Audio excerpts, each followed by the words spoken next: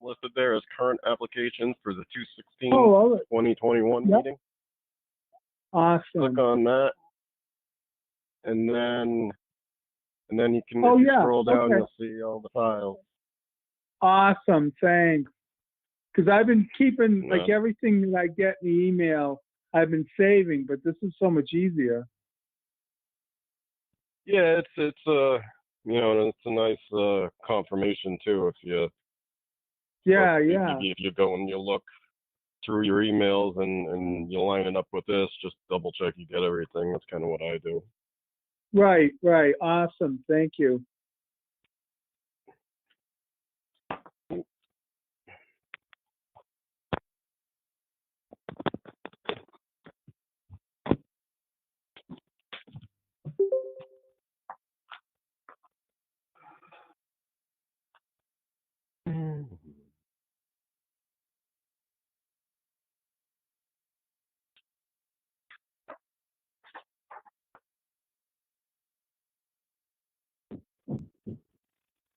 All right, thank you.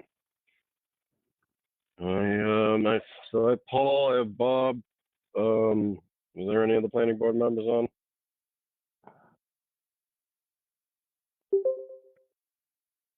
Todd, you there?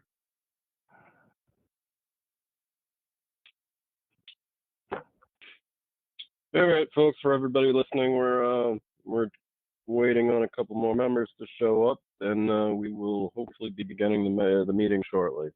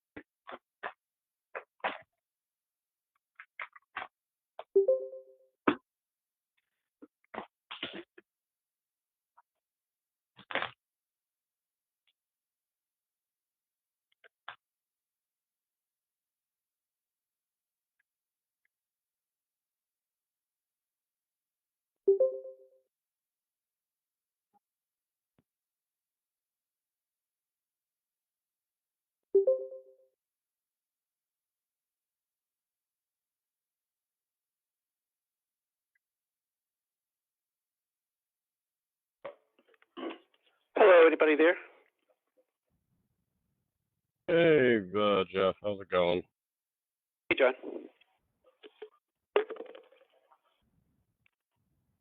That makes 4 of us. We are waiting for Maria.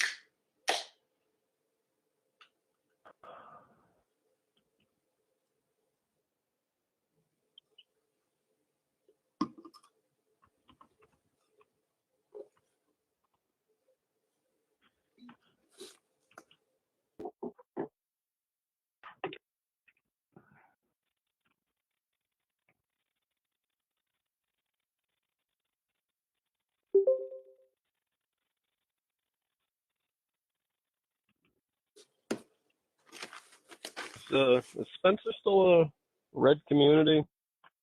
Last week's update, does anybody know? Just out of curiosity. Yeah, it is. I looked today. Oh.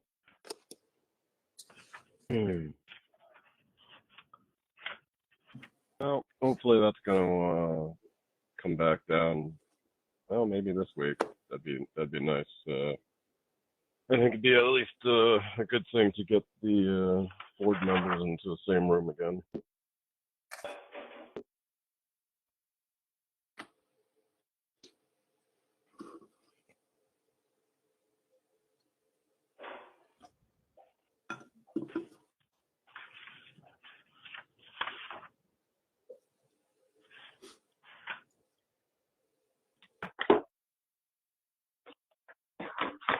Is Maria there? Yes, I'm here. All right. That gives us a full house. If everybody's ready, I'd like to open this planning board meeting at 7:07 p.m. First thing I need to do is read a statement. This meeting of the planning board is being conducted remotely, consistent with Governor Baker's executive order of March 12, 2020, pursuant to the current state of emergency in the Commonwealth due to the outbreak of the COVID-19 virus. In order to mitigate the transmission of the COVID-19 virus, we have suspended public gatherings, and as such, the governor's order suspends the requirement of the open meeting law to have all meetings in a publicly accessible physical location. We are meeting remotely and broadcasting live on Spencer Cable Access to ensure public viewing access. All right, first item on our agenda is the approval of minutes for the 11/19/2020 meeting. And the board members have a chance to review these and any comments, questions. This was, I believe we were revisiting these from last meeting because of we wanted something revised, and I don't quite recall what right now.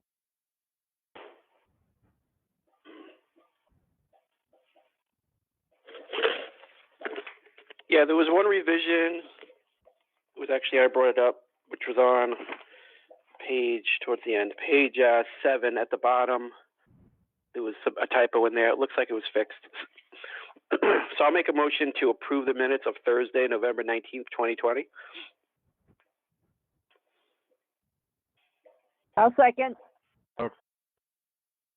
All right, there's a motion and a second. As far as discussion goes, that's right, Jeff. This was the correcting the motion and the vote for one of the items.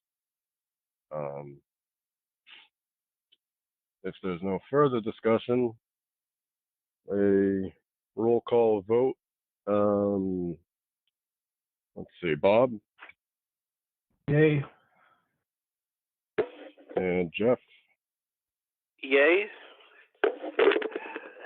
And Maria? Aye. And Paul was not yet with us. So that, and the chair votes aye. So 4-0. Minutes are approved. The next item on the agenda is the minutes for 1/19/2021 meeting.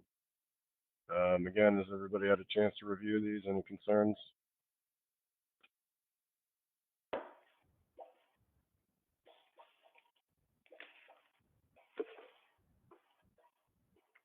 It's, I can't say that I noted anything out of line. And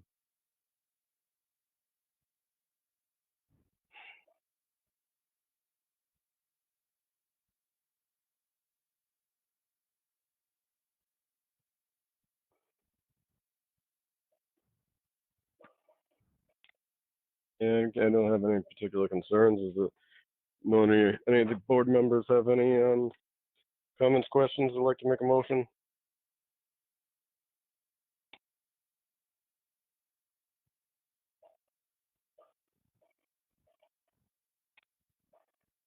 I'll make a motion, we approve those minutes. Motion by Second. Bob. I'm gonna go with Jeff on that one. Seconded by Jeff. There's no further discussion. Roll call vote. Bob, Aye. Jeff, Yes. Maria, Aye. and Paul. I believe this may have been Paul's first meeting. Or one of Yes, aye. them. All right, and chair votes aye. Minutes are approved. Next item is the minutes. Are the minutes for February 2nd, 2021. Again, everyone's had a chance to review it. Are there any questions, comments?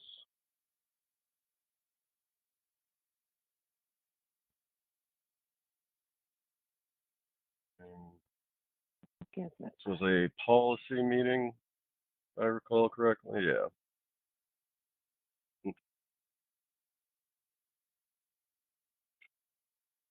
All right, I'll make a motion that we approve the minutes from February 16th, 2021. All right. second. Motion by Jeff, seconded by Maria. No further discussion. Roll call vote. Bob, Aye. Jeff, Yes. Maria, Aye. Paul, Aye. and chair votes aye. Minutes are approved. Moving on. Before I get into the A&R plans, I'd like the board to entertain a motion to just swap the two Arista Development A&Rs so that we first discuss the one that is identified as A&R plan at 13 Pleasant Street and 101 Main Street. For reasons we'll be getting into. Is there anyone that'd like to make that motion?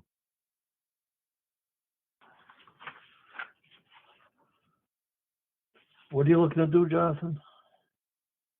I want to swap the order of the agenda around just so that we discuss the 13 Pleasant Street plan first.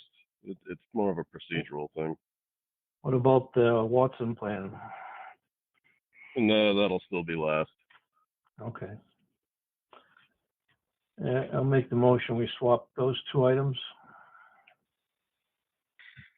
Is there a second?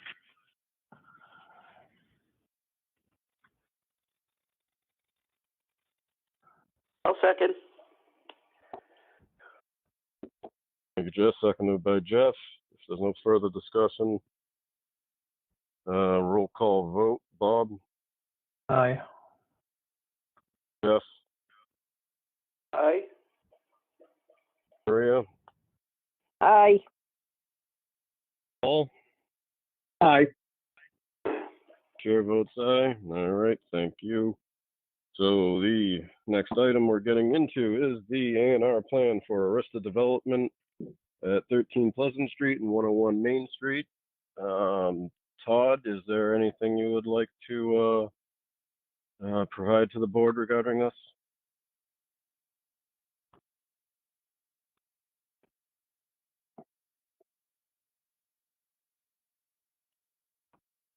And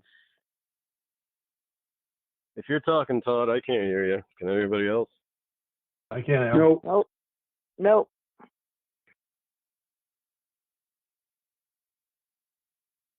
Yeah, I noticed he took himself off of mute, but I'm not hearing anything. Hopefully you didn't say anything important earlier, Todd.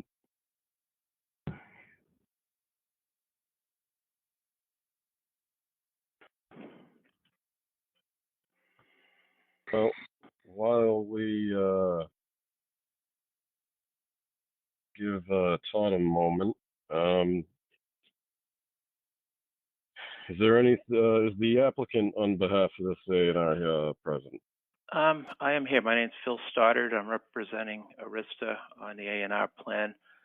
The address just suggested. I think we have Doug Benoit and John Lloyd also on the line. Doug works for Arista and project manager, and John is the surveyor.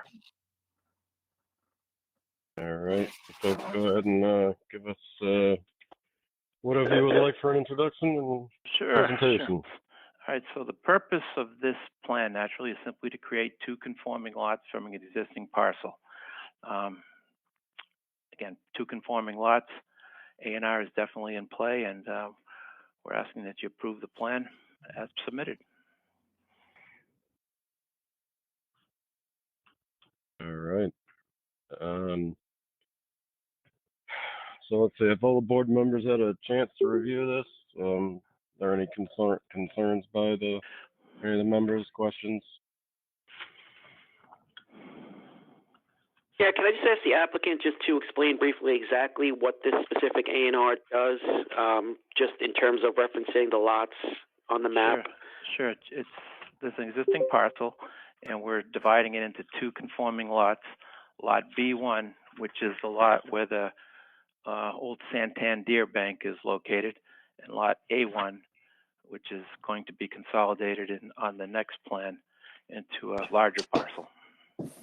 So all this is doing is creating B1? We're creating creating two lots, B1 and A1. Guys, this is Doug Benoit. Creating B1 and A1 out of one existing lot? I'm a little confused. I'm just trying. Okay. Two existing lots. Two existing lots. So this is Doug Benoit from Arista. The existing bank building itself actually straddles a property line, and there's two lots owned by that owner. One lot is probably 3/4 of the bank building and everything north of that on Pleasant Street. And the second lot is the bottom 25% of the bank building, and the rest of the land all the way down to Main Street. And as part of the CVS project, we are buying a portion of the southern lot, which is, so we need to divide that existing lot into the two lots that we need to create. And right, then but I understand this. This is CVS. I'm sorry. And then we're also creating one new lot that the bank will sit on. So that lot B1 will combine the northern portion of the northern existing lot and the northern portion of the southern lot into one lot. So B1 will not be part of the CVS project? Correct. That's correct. Okay. I understand now. Thanks. Okay.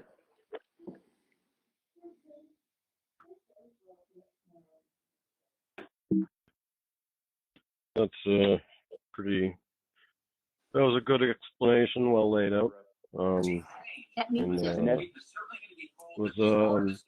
Is Todd there? Have you had a chance to dial back in?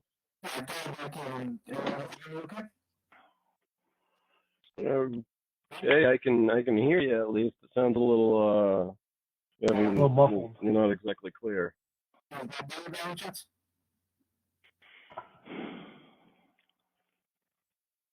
Yeah, you're breaking up. You sound muffled or staticky or.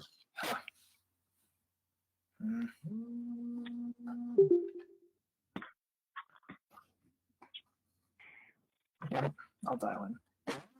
Really quick.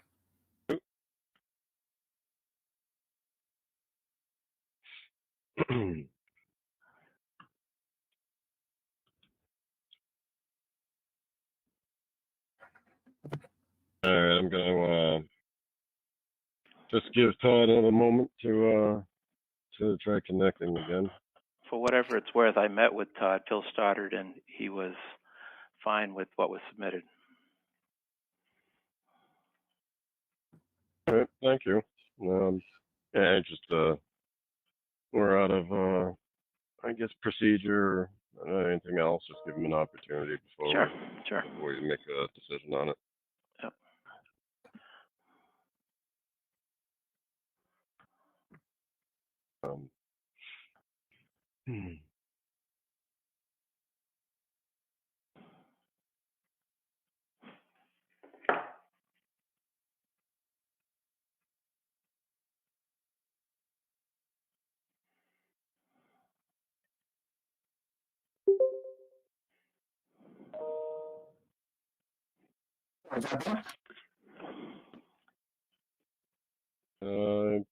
Talking again, Todd, you a little staticky.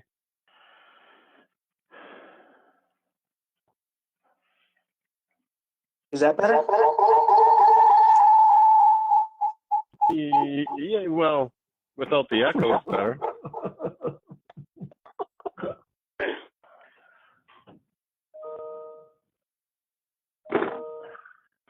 Is Todd at the town hall? No, I'm not. I'm not at the town hall. Is that better? Yeah. Much better. Hey, there you go.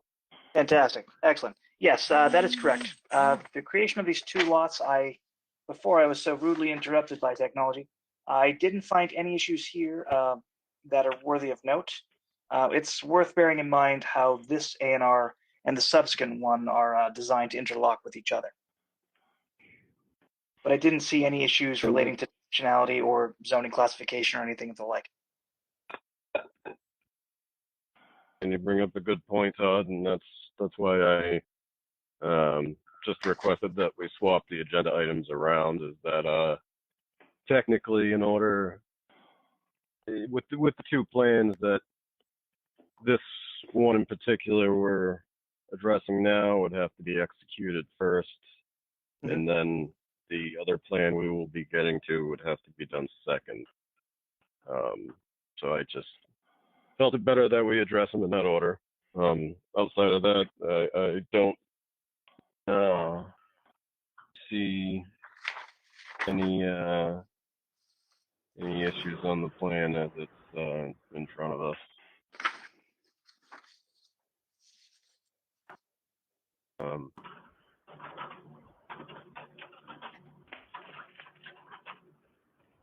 If there's any further board questions, comments?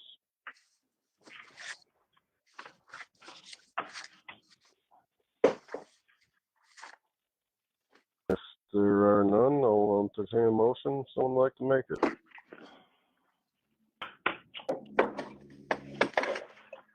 I will make a motion, we approve this A&R plan as submitted. Motion made by Bob. I'll second it. Motion seconded by Paul. If there's no further discussion, a roll call vote. Bob? Aye. Jeff? Aye. Maria? Aye. Paul? Aye. And chair votes aye. And our plan is approved. Moving on, next item on the agenda is the A&R plan for Arista Development at 8 High Street and 95 and 101 Main Street. Todd, I'll give you first crack at this if you'd like. Thank you, Mr. Chair. This one here, it's a relatively straightforward consolidation of 4 lots into the one you see on the locust map on the top right, the one that abuts that peninsula-looking shape there. This one is, as I mentioned previously, designed to interlock with the previous A&R that we just approved. I don't see any issues regarding dimensionality. I do see the existing structures there that are marked due to be raised. I would recommend that this be a condition of approval of this A&R, that those beings are suitably raised in preparation for the CDS development. All right, thank you, Todd. Attorney Stoddard or anyone else on behalf of the applicant, would you like to speak? Todd gave a good synopsis. The purpose is simply to combine 4 existing lots and create one contiguous lot. And the buildings being raised, I'm sure, is a condition that's fine for the applicant.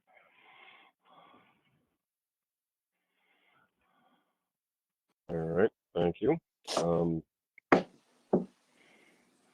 I mean, my own observations on this plan. Well, actually, I'll defer to the board first. Do any board members have any questions, comments on the plan?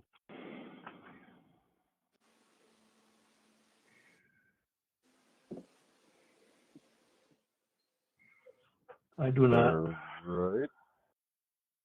Okay. So my observation, my concern is that as the plan in front of us, we have different lots with existing uses on them. Multifamily homes or single-family homes. I believe they're multifamily homes, and the diner and another building. And so by joining all the lots together, we're creating a larger non-conformity in terms of zoning. We're going to have multiple uses on the same lot, and that's obviously acknowledged that the plan is to demolish the buildings and remove them, and then have the eventual only one primary use of the CVS. But I guess I have reservations regarding that aspect of it, and I guess my bigger picture of things, what if something falls through? What if there's never a development there? What if the buildings are never taken down?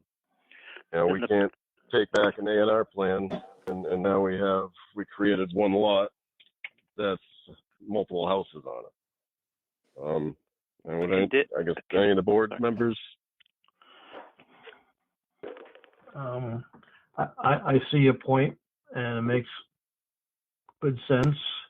They would basically have to come back and recreate what they just created, or have all the buildings raised and then come back with the A&R plan. But a condition to approval is the house is being taken down and those uses being ended. So the A&R plan is being approved subject to that condition. We can approve of it. We don't want to sign it to go to the registry. Okay. If I may, this is Doug Benoit from Arista again.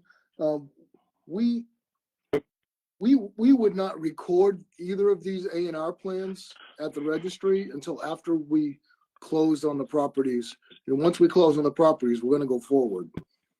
So I believe that even though the planning board sign off on both plans, they're not official until they get recorded. Right, but if you record them and the deal falls through, then you've got one lot with 4 different uses on it, or 4 different. When we record it, it'll be too late for the deal to fall through. We'll make sure everything is in place before then. That's You have all the approvals from the town? We will when we close, except for a building permit. There's no planning board review or approval? There's one, which is a stormwater permit, which we've already applied for. And there was a peer review which approved or agreed with the findings of the developer. And Bob, I guess more specifically, this site plan went to the ZBA. Okay. I think originally, didn't it come to us for something in the beginning? Yes, we did it. We did a workshop with the planning board. Yep, last spring. And why the ZBA's? It was determined after the fact by the town planner that the ZBA was the appropriate forum to issue special permits. Comes back to Paul. Bingo. But that all being said, that's not, I guess, specifically relevant to the A&R in front of us. So we can have that discussion another time. Yep. I guess I still have the same concern. So if the applicant or you hold the plan until closing or right at closing, that's when it may be recorded. You can sign the plan subject to closing. That's a good point. Yep. And the building's being raised? Yes, absolutely. So the building will be raised before the closing? No. No, it'd be No. after, but No. but the condition of the approval is the building's being raised, so we don't have approval until that's the case. We don't have the board's full consent. So if you sign a plan, the A&R would not be signed until released. If they close, well, they may need it at closing, I would expect. But if they close on it, clearly the buildings are coming down because they're building the CVS. I mean, they're not going to close on it and try to keep these existing uses in place on the bigger lot. And we can't knock the buildings down until after we close. Exactly. Sure. Right. You still can knock them down on their current lots. What's that? You still can raise them on their current lots. You don't need to have this all one lot to raise them. That's true. It's true. But and again, actually, so I'm you going can to see. butt in. Yep. Go ahead.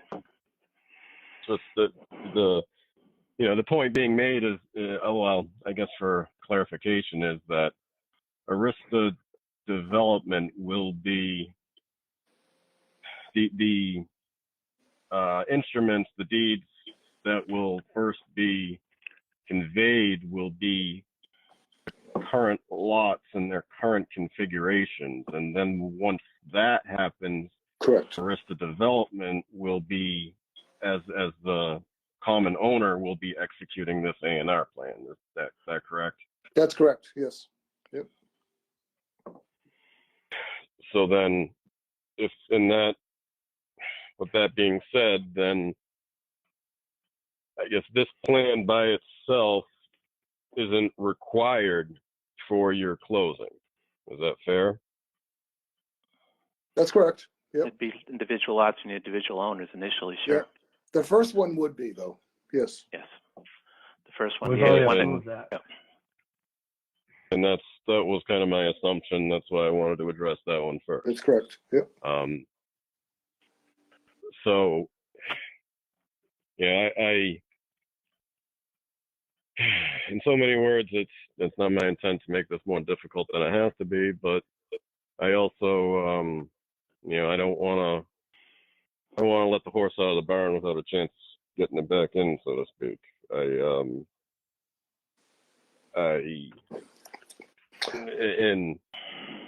Everything goes according to plan.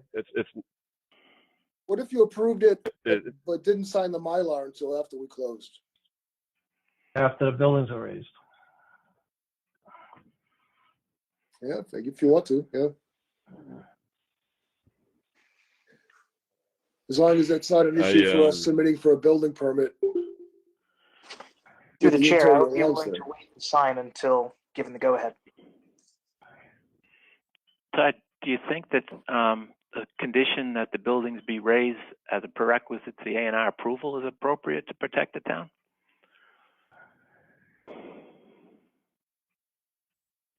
So let me butt in, Todd. As far as I'm aware, I don't believe we can condition an A&R approval. Well, I was speaking with our zoning enforcement officer, Dwayne Amos, and he mentioned that as a possibility. So I'm just speaking back on his previous comment. No, our absolute intent is to raise the building. So, I mean, if you sign the plan as that condition and we close, there's no doubt those are coming down. But that added protection, in my mind, is sufficient to ensure that this doesn't become one big lot with 4 non-conforming uses on it. Okay. How about this? Is there an opposition by the applicant to continuing this particular plan to our meeting 2 weeks from now, and allowing I guess the board to gain a little more information in the interim? Sure. You could continue it till Next meeting, sure.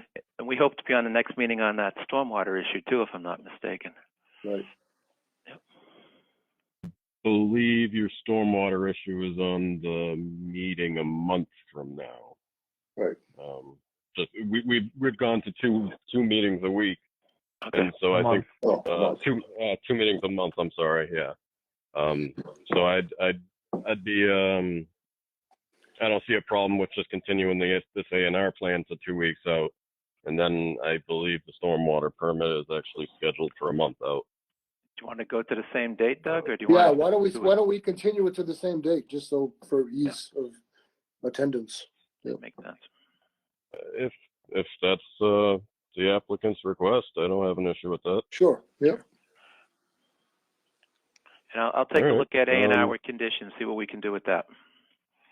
A&R approval with conditions. Yeah, and that's that's certainly one of the things I guess I wanted to look into is, I mean, I guess I don't know definitively that it can't be done. It's I've just never done it myself, never heard of it being done. But again, that doesn't mean it's not a possibility. I see on plans all the time that lot XYZ is to be conveyed to a butter. I mean, that's a condition of approval when you think about it. You see that all the time. You create a non-conforming lot, but the only reason you approved it is because it's going to an abutter. That's a fair point. That's worth acknowledging. Something worth chewing on. We'll talk with the surveyor and see if a notation on the plan may be appropriate for you. That says that's a possibility too. Sure, we'll see what he says, and we'll put our heads together and make it work. John's actually on the call. John, do you have any suggestions? Can you hear me okay? Yep.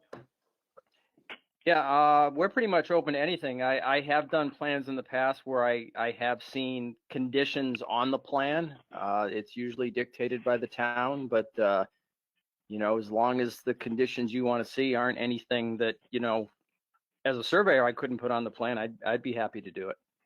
Sure. Okay. All right. So I think we're in agreement then that we can continue this out and we can hammer this out, the details out in the interim, and make it an easy process at that point. That sounds great. Would you like to see those conditions on the plan before the board in a month? Condition that the buildings be raised? I'm gonna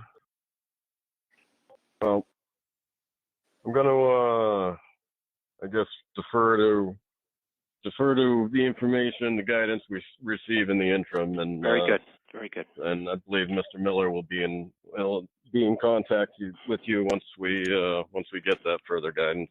Thank you. I'll talk to Todd and see what he comes up with. Appreciate that. Very good.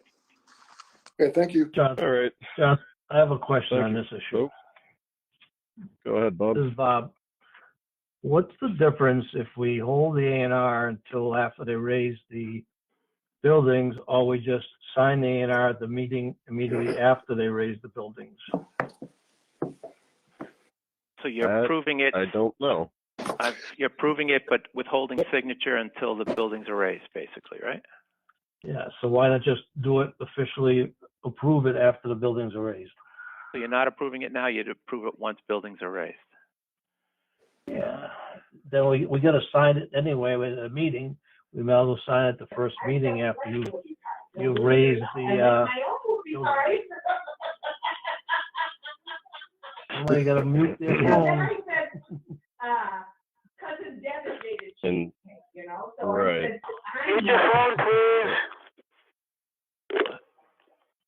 There we go. All right, good Thank job. you. So yeah, it's I guess it's a good question, Bob. I guess, and that's one of the things that we can, I think, hammer out in the meantime is whether there is a difference between those two options and what the effect would be.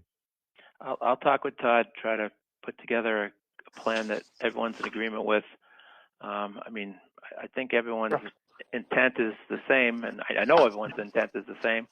So just a matter of putting it together in a practical way. I'll work on that and talk to Todd. Sure. All right. Thank you. I make a motion, that is- we continue this A&R to the next meeting, March 16th. Is that 2 meetings away or 1 meeting away?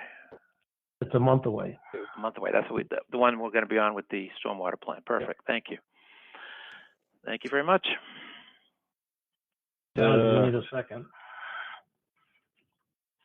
Yeah, that is the right meeting date, right, Todd? The 16th? I believe it is, yes. The second is the one 2 weeks from now. The 16th would be a month straight away. Yep. All right. Thank you. Was there a second coming? Yeah, I second. All right. Seconded. Motion made by Bob, seconded by Jeff. If there's no further discussion, roll call vote. Bob? Aye. Jeff? Yes. Maria? Aye. Paul? Aye. And chair votes aye. Item is continued until the March 16th meeting. Thank you, folks. Thank you. Moving on. Next item is the A&R plan for George Watson on Clark Road. Todd, would you like to share anything with the board?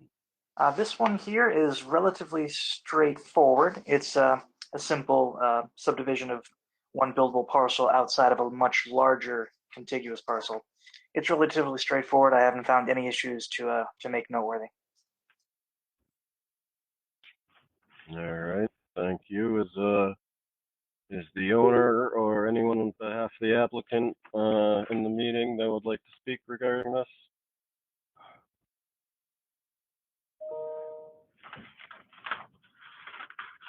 And I'm taking that's a no. Any board member questions, comments? Yeah, what is there 2 lots going to one here? Is that what they're doing? Or taking this lot out of the one bigger lot? Through the chair. Uh-huh. You had that right with the second part. This is simply a decoupling of this noted parcel there on the locus map from a much larger whole. It's relatively straightforward. Just curious the way you got it all zig and zagged. If I were to posit, it was likely to kind of attach the wetlands to the back part of this parcel. That would be my guess. What is the? It's kind of a horizontal and a vertical line. Looks like a chain link. Kind of comes right down the middle of. Is that? Oh, because that symbol isn't in the key. That's why I was asking. Those are legacy stone walls, sir. Oh, okay. Legacy stone walls. Okay, so those are stone walls that can't be removed. Yeah, exactly. That's what I meant by legacy. Right, They could be, but that seems why they chose the property lines the way they did. They've chosen them along the stone walls. Some of them on the left side. That appears to be, on the west appears side. to be the intent, is to take advantage of the stone walls on the west, like you said, Bob. Yep.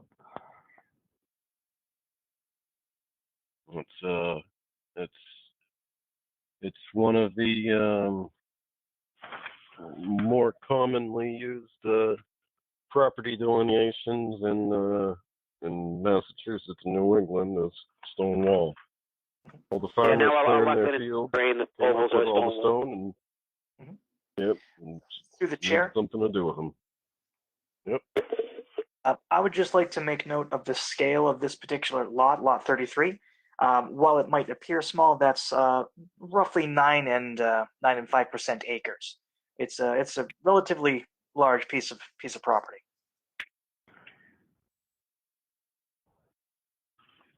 And there are no existing buildings or uses on it that you're aware of, right? I mean, that doesn't. No, seem to be- there was a building torn down about 10 years ago or more on that property. Long time ago. Yeah. The only other structure that's freestanding of note is the garage on the right-hand side on the adjacent parcel, which carries the same owner. shows an appropriate setback there. So this is appears to be a pretty straightforward plan. I don't have any concerns on it. No, I'll make a motion, we approve the plan for George Watson. I second it. All right.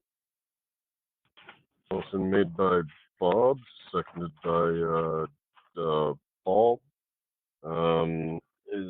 If there's no further discussion,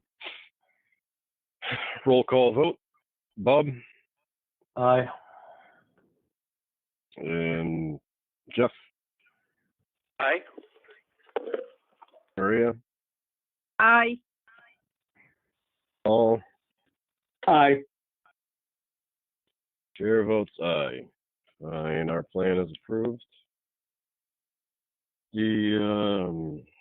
Moving on. Next item on our agenda. Continued public hearing for a major site plan review and special permit. Applicant is Sunken Solar Development, LLC.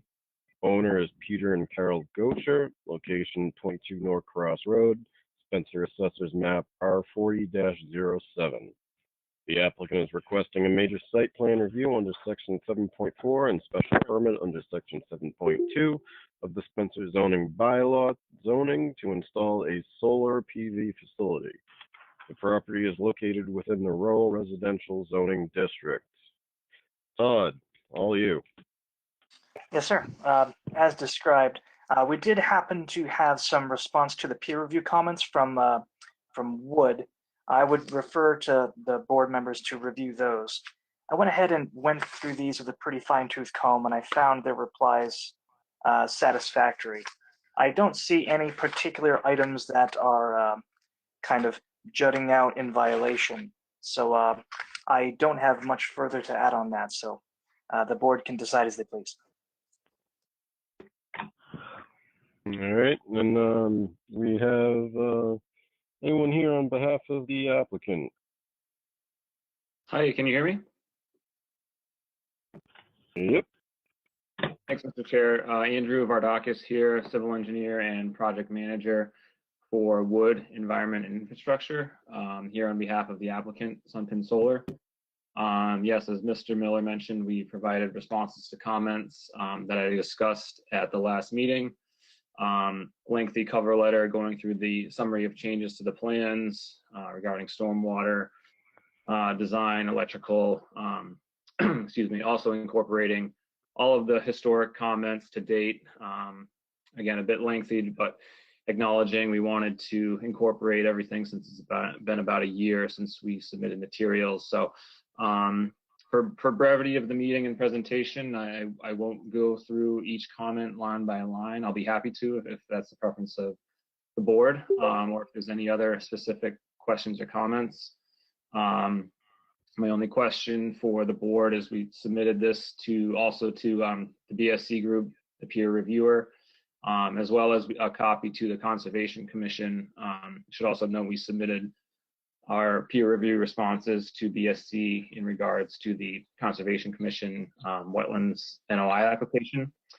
So those two responses will be going through concurrently. So my question is just to see the status first of the board's review and any comments from the board, but also from the peer review. Question through the chair, please. Drew, I do notice that you do plan to include attached battery equipment storage. Can you speak more to that, please? Yes, that was an addition on behalf of the applicant. I know Sam Dion from Sunken is on the line. He may be able to elaborate further. That was in regards to the recent requirements from the Massachusetts SMART program. So I know that's something that Sunken in development of the project had been discussing as time has passed with this project. So Sam, I don't know if you're on the line, have anything to add besides just coming up to speed with the state kind of SMART program. Sure, yeah, Drew.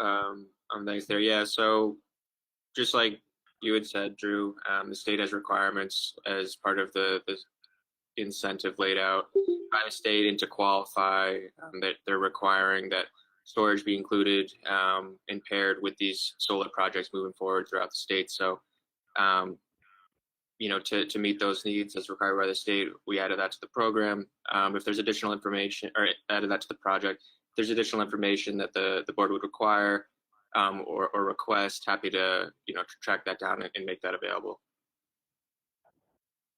And same for the peer review as well. All right. I guess before we get into the weeds or anything like that, was there a revised plan set that was submitted? Am I missing something? I see stormwater report. I see O&M. I see decommissioning, electricals. I see a SWIP. I don't see a plan anywhere. Yes, there was a revised drawing set submitted with the package as well. Okay.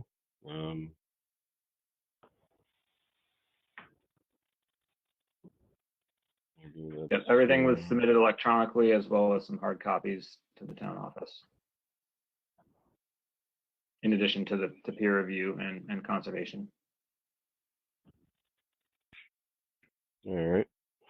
Todd, any I do remember getting any peer information review, on but that? I don't recall getting a second set of drawings for this particular project, which is why when I was going over this in preparation for this meeting, I saw the storage component, and that kind of caught me a bit out of left field. Is it possible they're still in transit, or were they dropped off in person? And with whom? The hard copies were delivered to the town office. I can track down the FedEx tracking. I did get confirmation that those were delivered.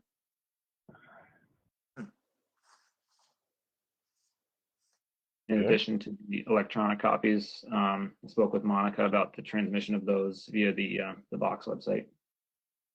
I see. Yeah, Monica is not one to make a mistake on these sorts of things, and if she did have an electronic version, I'm sure she would have shared them with me. So I don't quite know where to go from here. I would suggest we continue until we can track down these drawings, because the addition of batteries is a bit of a pivot maker, in my opinion. And so regarding peer review comments,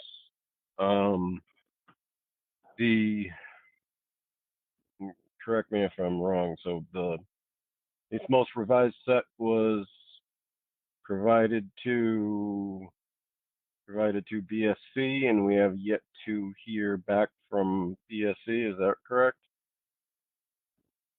If that's a question for me, Mr. Chair, I have not heard from BSC. I guess that was one of my questions. If the board or Mr. Miller has received any comments, Wood or Sunken have not. To the chair, I have not received anything from BSC on either this project or one that we're going to be discussing later on tonight. Okay, that answers that. I guess I'm going to defer to the board for question comments right now. Obviously there's a lot of aspects that were revised that we need to reevaluate, and we having a plan set in front of us would be helpful, and regardless of the circumstances of why we don't have that. So I don't know how productive we can be getting into some of the finer details, but questions, comments in a general regard is what are the board's thoughts?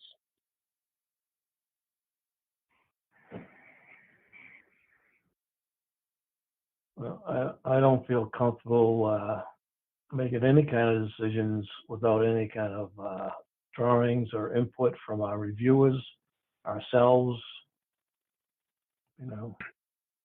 Obviously a change from the original site plans that were given to us for project plans. Yeah, I mean, at a minimum, obviously, we have to wait until we get peer review comments back. So I guess if there were any obvious or general or bigger picture kind of items that the board would want to discuss now in the interest of time, or just continue it until we have everything in front of us and then have a discussion. Then I'm leaving it to the board to weigh in on. I think we need to wait until we have everything. Yep, that's makes sense to me.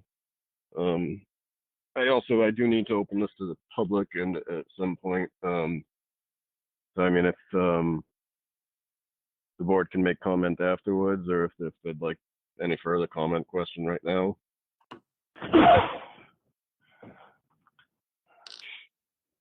Hearing none, I'm going to open this hearing to the public. If you would like to comment, or if you have questions, or anything else, feel free to speak up, state your name and address, and shoot. And this is for the 22 Norcross Road project.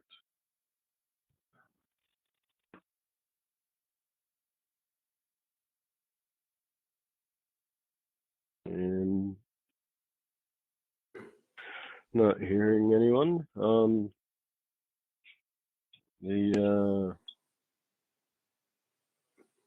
Mr. Chairman? Yes, sir, go ahead. Hi, my name is Jim Martin. I'm counsel to the applicant.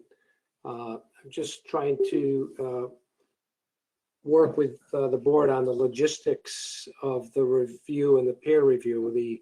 The updated plans were delivered on 2/8, I think, to the town and to the peer review, as was their correspondence. You heard your planner indicate that he's reviewed it and didn't have, I thought I heard him say, didn't have any concerns with the applicant's responses and proposals set forth in that correspondence. Would it be possible to request that the peer review have its comments back to this board within a certain time frame, so as to avoid, so as to allow you to have enough time to be comfortable with having time to review it prior to the next meeting, because it sounds like you are headed in that direction, and also whatever we can do to facilitate to make sure everyone has the updated plans. I'm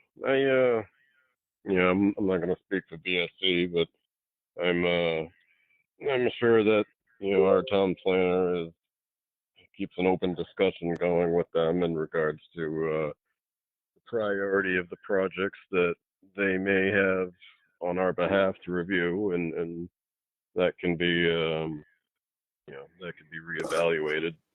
That said, I don't intend on putting any kind of time frame on their review. It takes what it takes, and overall, with this project in particular, time frame has kind of been a point of what's the best way of putting it? Lack of relevance, if you will. This has been in front of us for almost going on 3 years now, so I'm not gonna be going ahead and telling BSC to hurry up at this point with every other delay that we've entertained with this project. This is a public hearing. Is anyone? Yep. Jonathan, this is Bob. I believe that the attorney said they submitted them on the 8th of February, which is only a week. I mean, it's not a long time to give them for review. No, it's not. And actually, matter of fact, it doesn't even meet our submittal deadlines for taking action on a decision anyways. We normally we need it at least 3 weeks or 4 weeks in advance.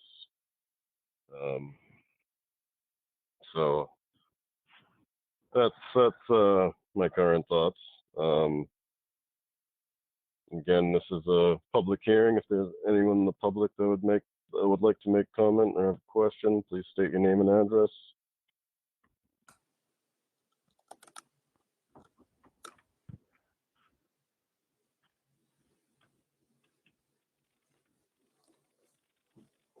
All right.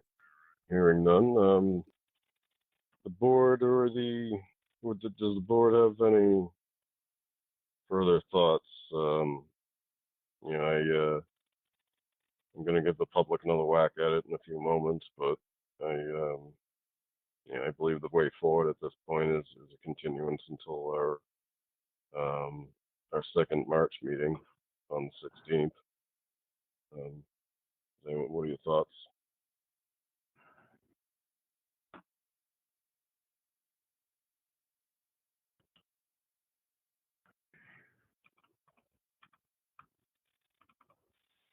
All right. Well, I'm going to take that as nobody's I agree. opposed to the idea. All right. Final call for public comments, questions, and for this immediate time frame. Anyone from the public like to make comment on this?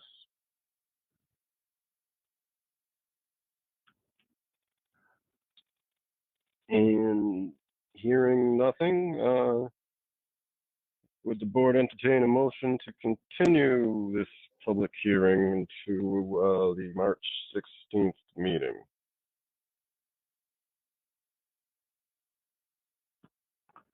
I'll make the motion to continue this item to the March 16th meeting.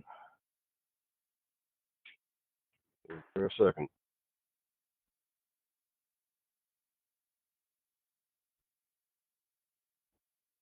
Second. Seconded by Jeff. Further discussion, is that acceptable with the applicant to continue the hearing until the March 16th meeting?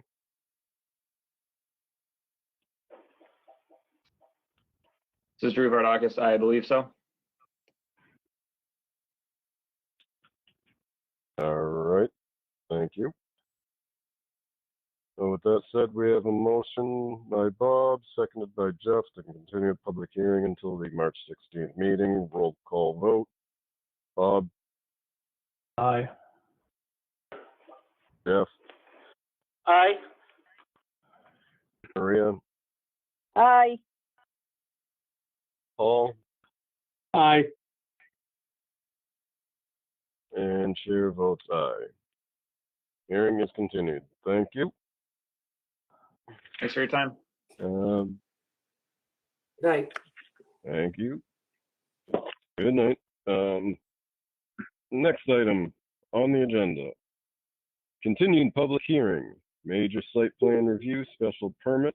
Applicant Chris Nolan, Beta Group, Inc. Owner DG Northwest 2020 Holdings, LLC. Location, North Brookfield Road, Spencer Assessor's Map R39/14. The applicant is requesting a good cause extension to a major site plan review under Section 7.4 of the Spencer zoning bylaw to install a solar PV facility. The applicant is also requesting a good cause extension to a special permit under Section 7.2 of the Spencer zoning bylaw to install a solar PV facility. The property is located within the rural residential zoning district. Todd, any update you'd like to provide? Sure. I've had some extensive talks with Dwayne, our zoning enforcement officer, and he does not believe that this particular project has shown substantial use, as I'm sure Attorney Eichmann will speak to later on down the line. There seems to be quite a bit of complexity regarding these two parallel efforts. However, I do believe that this is rising to the level where having Attorney Eichmann to speak more on the subject would be more appropriate. To that, I do believe he's on the call, if you'd like to call him on.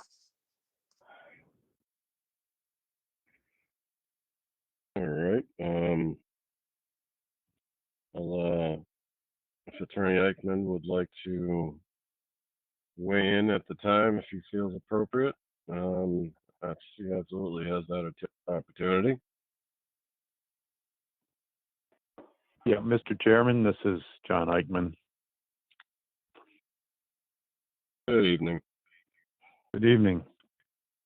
I think at this time I don't have anything to add. I would just say one thing, remind the board that as I understand the applications that have been made here, the applicant is seeking the board's approval to extend the lapse period on both their special permit and their site plan approval for the reason that there was good cause not to exercise those two permits during the time that was required. So the question of whether those permits have lapsed is not one that the board has to determine tonight, nor, in my opinion, does the board ever have to determine. The question before the board is, assuming that no action was taken during those periods, is the applicant providing evidence of good cause for not taking any action during those periods of time, such that the board would be willing to extend the lapse period to a certain period of time? And I'm sure the applicant's counsel will, address that in more detail, and the board has numerous submissions from the applicant's counsel detailing his arguments. Indeed. To the chair, please.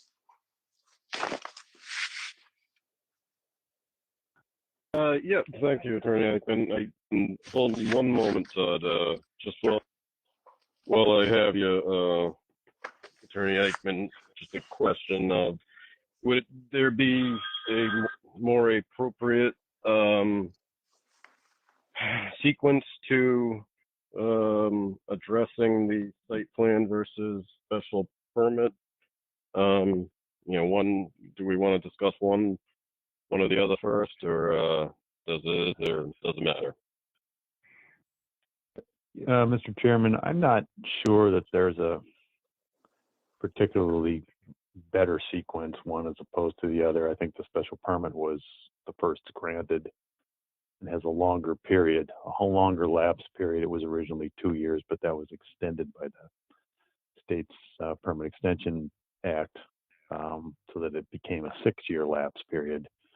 So it went from 2012 to 2018, and then the site plan approval runs from the lapse period, runs from 2018, I believe, to 2020. So if you took them in the order of time, the special permit would come first, but I'm not really aware of any other reason why one would necessarily have to come before the other.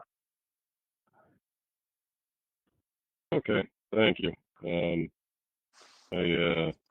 That's kind of what I thought, but I just wanted to confirm that. Go ahead, Todd. Oh, sure. Thank you. Just going over the entire lifespan of this project through all of the previous and then subsequent owners. I spent a good portion of today speaking with Dwayne regarding this particular project in question, and calling it atypical and irregular is an understatement of understatements. It first began in 2012 through a couple of owners prior, and it's seemed to have sat for quite a long time, and Dwayne does not. It's beyond question about whether or not it's expired. It's more a matter of, has substantial use been proven, and from some of the activity he's seen on the site, it seems like it's an effort to almost retroactively prove that substantial use has been taken. Aside from that, I can push Dwayne for some more information, but he's been in communication with the applicant, and the applicant knows full well where the zoning enforcement officer stands. That is all. Thank you. All right, thank you, Todd. And again, it's worth considering, but in grand scheme of things, as was noted, the particular question, if you will, that is in front of the board to decide is the justification indication of good cause for the extension of the two components, the major site plan and the special permit. So that said, I would kick the ball to the applicant at this point in time. If there's a representative on their behalf, I would like to speak. Thank you, Mr. Chairman. Tad Hewer from law firm of Foley Hoag, representing the applicant, DG Northeast. As Mr. Eichmann has, I think, correctly and succinctly summarized it for the board, what's before the board this evening is a limited question. The board obviously has heard a lot about various parts of this project. A lot of this goes back to the former town planner who had instructed us to come to the board with questions about substantial use. We were unclear as to why that necessarily was the case, but obviously trying to be accommodating of all town officials and boards, we did so. I think at this point, as Mr. Eichmann has outlined for you, the question for the board is not substantial use or not. The question for the board tonight is merely whether there is good cause to extend the two permits that the board, or in this case, the board's predecessor, the ZBA, granted, the special use permit and the site plan review approval. And I would note, as you've seen in all of our correspondence, that we're making these requests without waiving our position that both those permits are actually valid because of substantial use. But that is not something that the board is being tasked with determining this evening. All the board has before it are requests for whether good cause exists to extend those two deadlines under the presumption for the purpose of this meeting only that the lapse has occurred.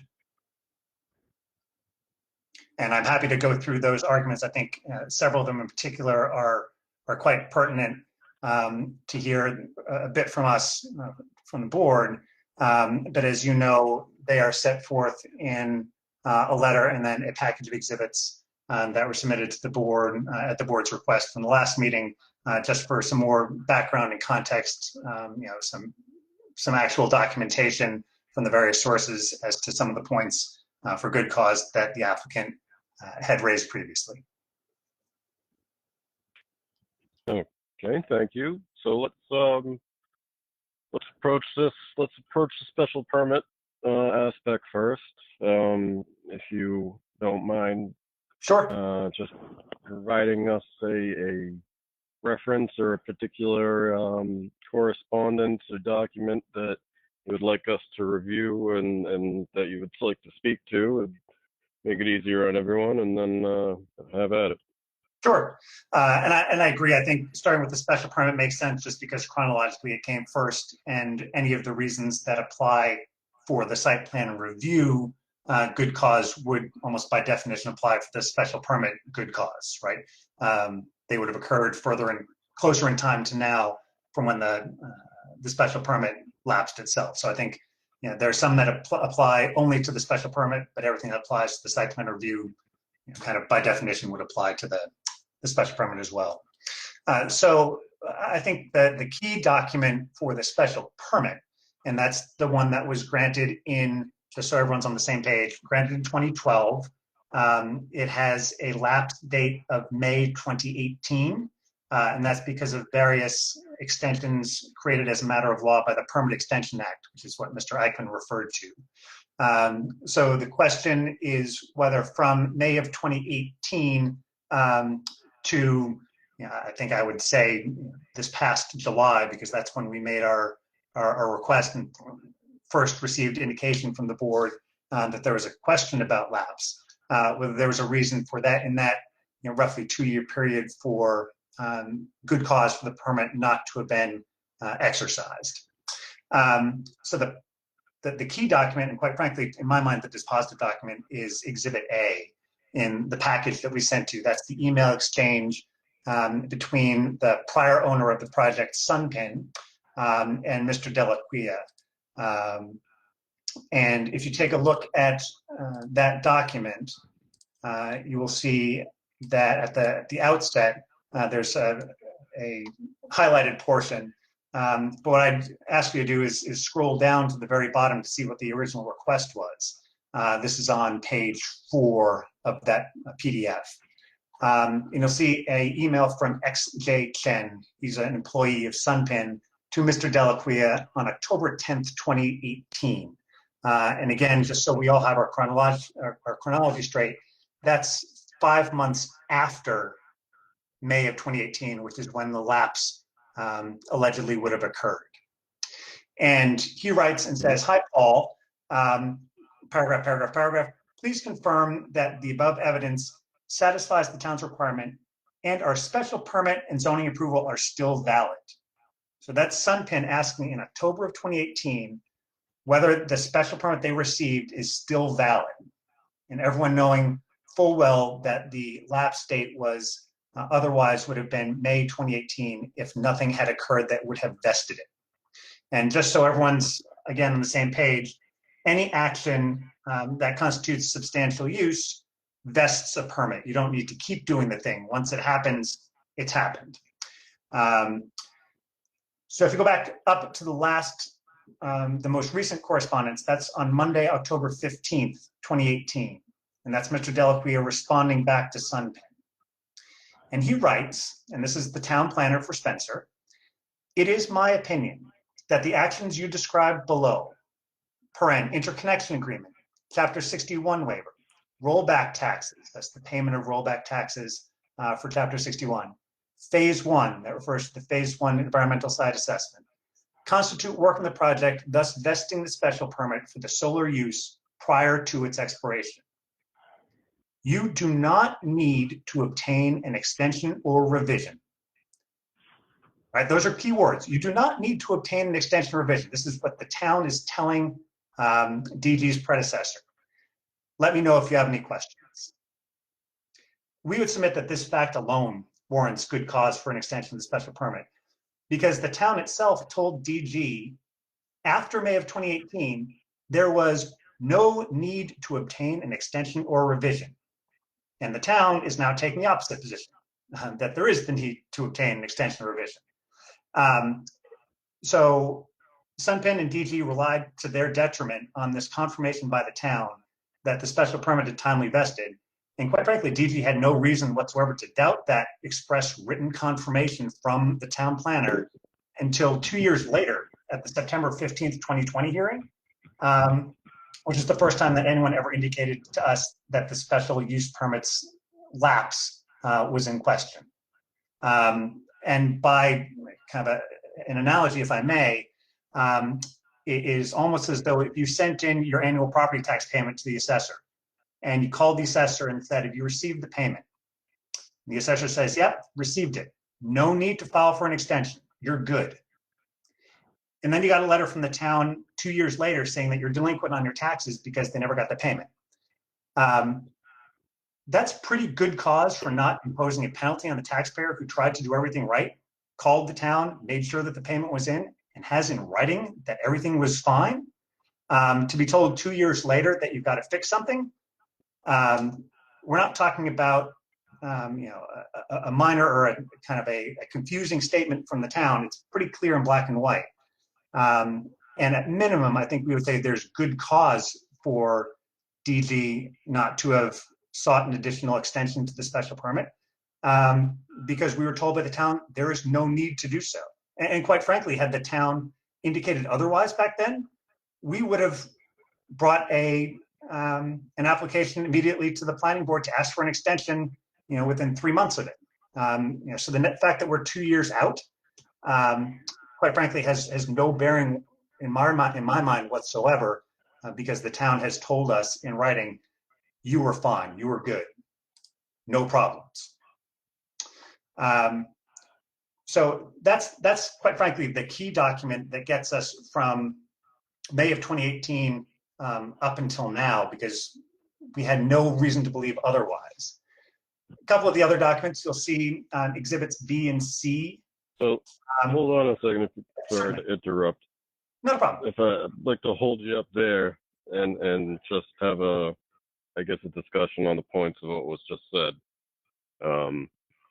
before so we don't lose lose track of some of the details in the bigger picture. Fair enough. So I guess my first question is when did DG Holdings obtain the property? My understanding is, I believe it was April of 2020, or spring of 2020. I could get you a specific date, but that should suffice, I think, for these purposes. So back in 2018, I guess what was so it was Sunken that had communicated back in 2018 with Paul, town planner. Yep. And there was, so I guess, clarify for me the connection, if you will, between DG and Sunken. DG is the legal successor in interest to Sunken. It's as though you bought their house from them, right? Okay. So they have all rights, so liabilities, and everything else from the predecessor. Okay. And so then at that, the first thing I think I'll point out is as you noted, the Sunken at that time,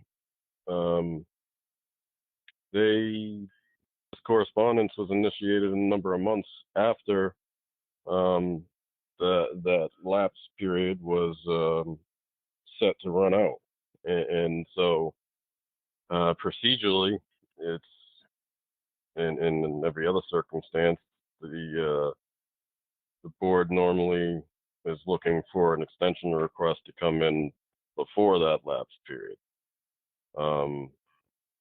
So I think it's fair to say, in my own opinion, that that by itself already expresses that the Sunken in this particular instance could have been a fair amount more diligent to the project in general. In that time frame wise, again, since you're beyond that lapse period, it doesn't matter. Well, I guess again, my own opinion is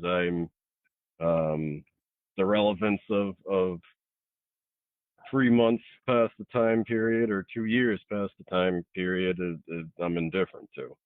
Well, so I think the problem, Mr. Chairman, is this, that the town, Mr. Delaquia, right, the request was from Sunken to say, is it still valid? He could have said no, right?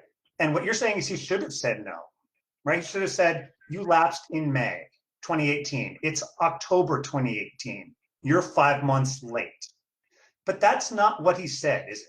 Because we have in black and white, he says, I believe your special permit vested prior to its expiration in May of 2018. You do not need to abstain an extension or revision. Your special permit is valid, right? Sunken just asked him for a yes or no, and he gave them an unequivocal yes. And that is, quite frankly, those are permissible bases on which to find substantial use. And we don't need to get into substantial use here. I can, if the board wants to. No, thank you. Right. But that it's not really a question of whether substantial use was made or not. It's the fact that the town's own planner, when asked for a yes or no, is it still good? Said, yes, it is. You've made substantial use of it. You're good to go. And I Jonathan, I'd understand like that. to make a comment. And 1 second, Bob. Okay. Simply put, the town planner, the representative Sunken, in essence, asked a question to the town planner that was not the town planner's prerogative or capacity to weigh in on. Is that in the end, that is not It's not the town planner's decision, the matter of lapse. And he does not, and I'll note that, this correspondence was made absent of any board member involvement, and we were not even subsequently made aware of this communication until, the more recent circumstances that we're getting into here. And we, that was the town planner's opinion. In so many words, that's not the opinion of the board. He was not directed to say that by the board. He was operating in his own capacity. Bob, was there something you'd like to say? Yeah, I just wanted to reiterate that this obviously had lapsed, and when I went to Mr. Delaquila, it was after it was lapsed, and he obviously made a error in judgment or decision that, human error, I guess you might call it. But the bottom line is that it had elapsed. And even if they asked for it now or 5 months when Paul made his erroneous decision, it was still lapsed. So I guess the idea of getting an extension really expired 2 years ago or 3 years ago. And we shouldn't even be talking about it right now. So I'd like to just respectfully push back. If that's true, then then the good cause provision in your bylaw, it sounds like you've just said that that's a nullity, and that can't be true because. No, I'm not talking about the good cause. I'm not talking about the good cause. I'm just That's talking what we're about. talking about. That's all we're talking about. All right, so you want to make a decision? Okay, so you want to make a decision on good cause only. Yes, absolutely. To the extent that was confusing, I did not mean to be at all. All I'm saying is that what Sunken has said here is that we had good cause to think that it was, and I have no reason to believe that you're not right when you say Paul, may not have had the authority to say that. I'll take that as a given. The problem is, it seemed to Sunken that he did. He was holding out himself as the person who had the authority to give it. They asked him the question. He's the person they've gone to for all their questions. He gave them back an answer. They asked for a yes or no. He gave them a yes. They believed that in good faith, their permit was valid. Whether it was or wasn't lapsed or not, they had in writing from the town planner an indication that it was. And all I'm saying is that seems to be good cause, not whether it lapsed or didn't lapse. Set that aside. That is at least good cause that in good faith, they believed that when the town told them it was okay, it was okay. And now that it's turned out that it's not, there's still good cause to say that wasn't your fault, Sunken DG. We understand that there is a good cause to give you a bit more time because you had been operating, you had been perhaps misled for 2 years the same way the board has been misled for 2 years as to whether or not this permit is valid. But now that it's all come to light and we have this written documentation from Mr. Delaquila, that I think my only point is that is good cause to grant a bit of an extension to DG here in order to get their project underway. And so with that said, I'll note that, and for the board's behalf and the applicant's behalf, that what Paul said and what Paul did absolutely are not binding upon the board. That they are. We can certainly take them into consideration, but Paul's words and actions in no way force, if you will, the board into any decision. And I guess with that said, I probably may be more appropriate that that you hear it from someone other than myself. Attorney Eichmann, would you like to correct me if I'm mistaken in what I just said? In your opinion? Thank you, Mr. Chairman. I'd be happy to weigh in. you would like me to do that, it sounds like you would. Please. I agree with you. I think, yeah, and I think the applicants agreed as well. The comments of the former town planner do not legally bind the town. They don't decide the issue. And I think we're all in agreement on that point, so we can move on from that. I think what both the applicant and the board need to focus on here, and I think at this point I don't hear the correct focus in either side, is that assuming that during the 6-year period when the permit holder was supposed to make substantial use of the permit, assuming that the permit holder did not, what was the reason for that? And was that reason a good excuse for them not to exercise the permit during that 6-year period of time?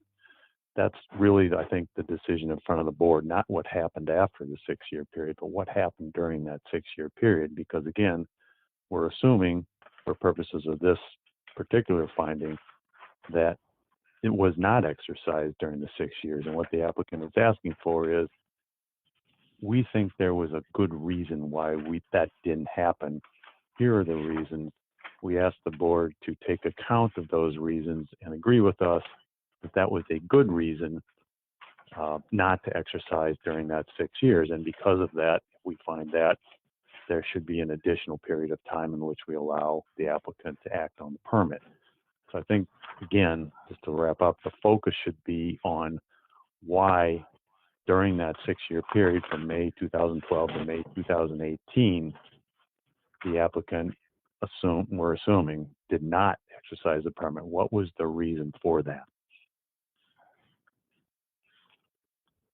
Thank you, Attorney Aikman.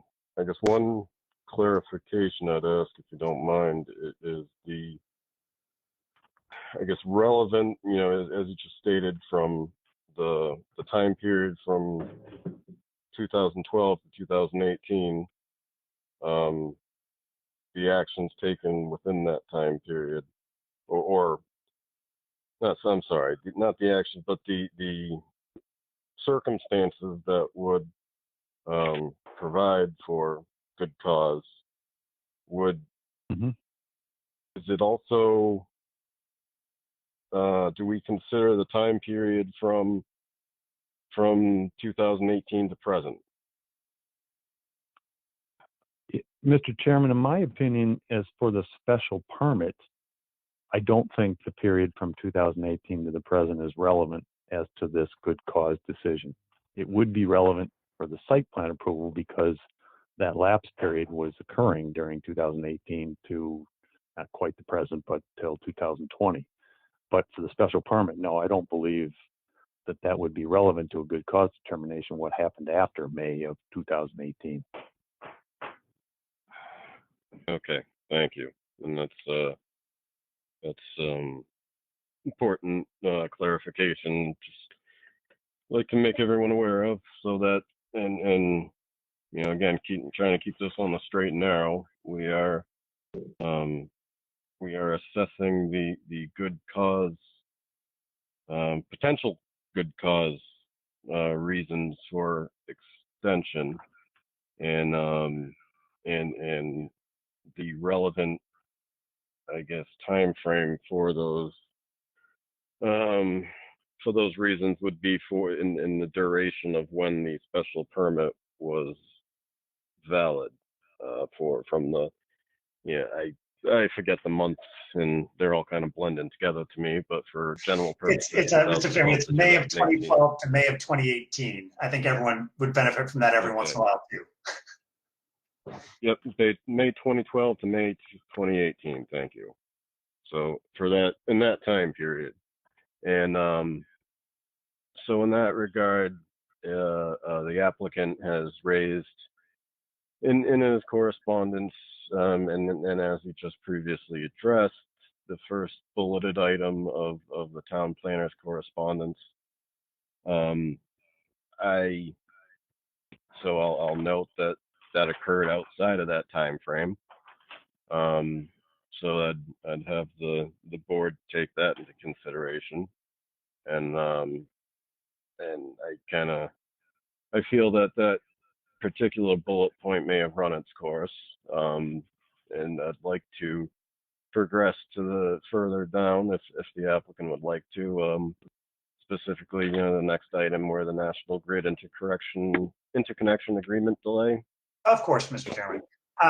So this and the next item do fall within that period that Mr. Eichmann described of pre-May 2018. And again, the reason that there's a 6-year period is because there was a Permanent Extension Act, as you may recall, and hopefully not personally, there was a economic slowdown of generous proportions during that time period, and the state extended these projects, any project with a permit, first for 2 years and then for another 2 years. So the primary reason that nothing was occurring between 2012 and 2016, early 2017, was because of significant economic slowdown, and that's the state's legislature's own determination. So as this period starts to come to an end, 2017 to 2018, projects do start to find themselves financially viable once again. And that's the reason that the Permanent Extension Act wasn't extended a third time. So you see here on Exhibits B and C, this is the National Grid Interconnection Agreement. So in order for a solar project to be anything more than a bunch of panels in the field, it needs to be connected to the electrical grid, and that's National Grid's electrical grid. So they are the sole grid to whom you can connect, and therefore they must tell you that you can. So you'll see Exhibit B was the application that Sunken made in May of 2017. And you'll see that on page 6. You see the date up in the corner.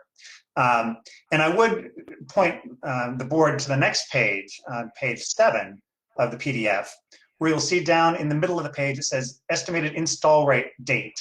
And it is written in blue ink, April 2018. So again, in May of 2017, a year before the special permit is going to expire, they're submitting their interconnection application. They say, we're planning on installing it by April 2018. That would be before the special permit expires.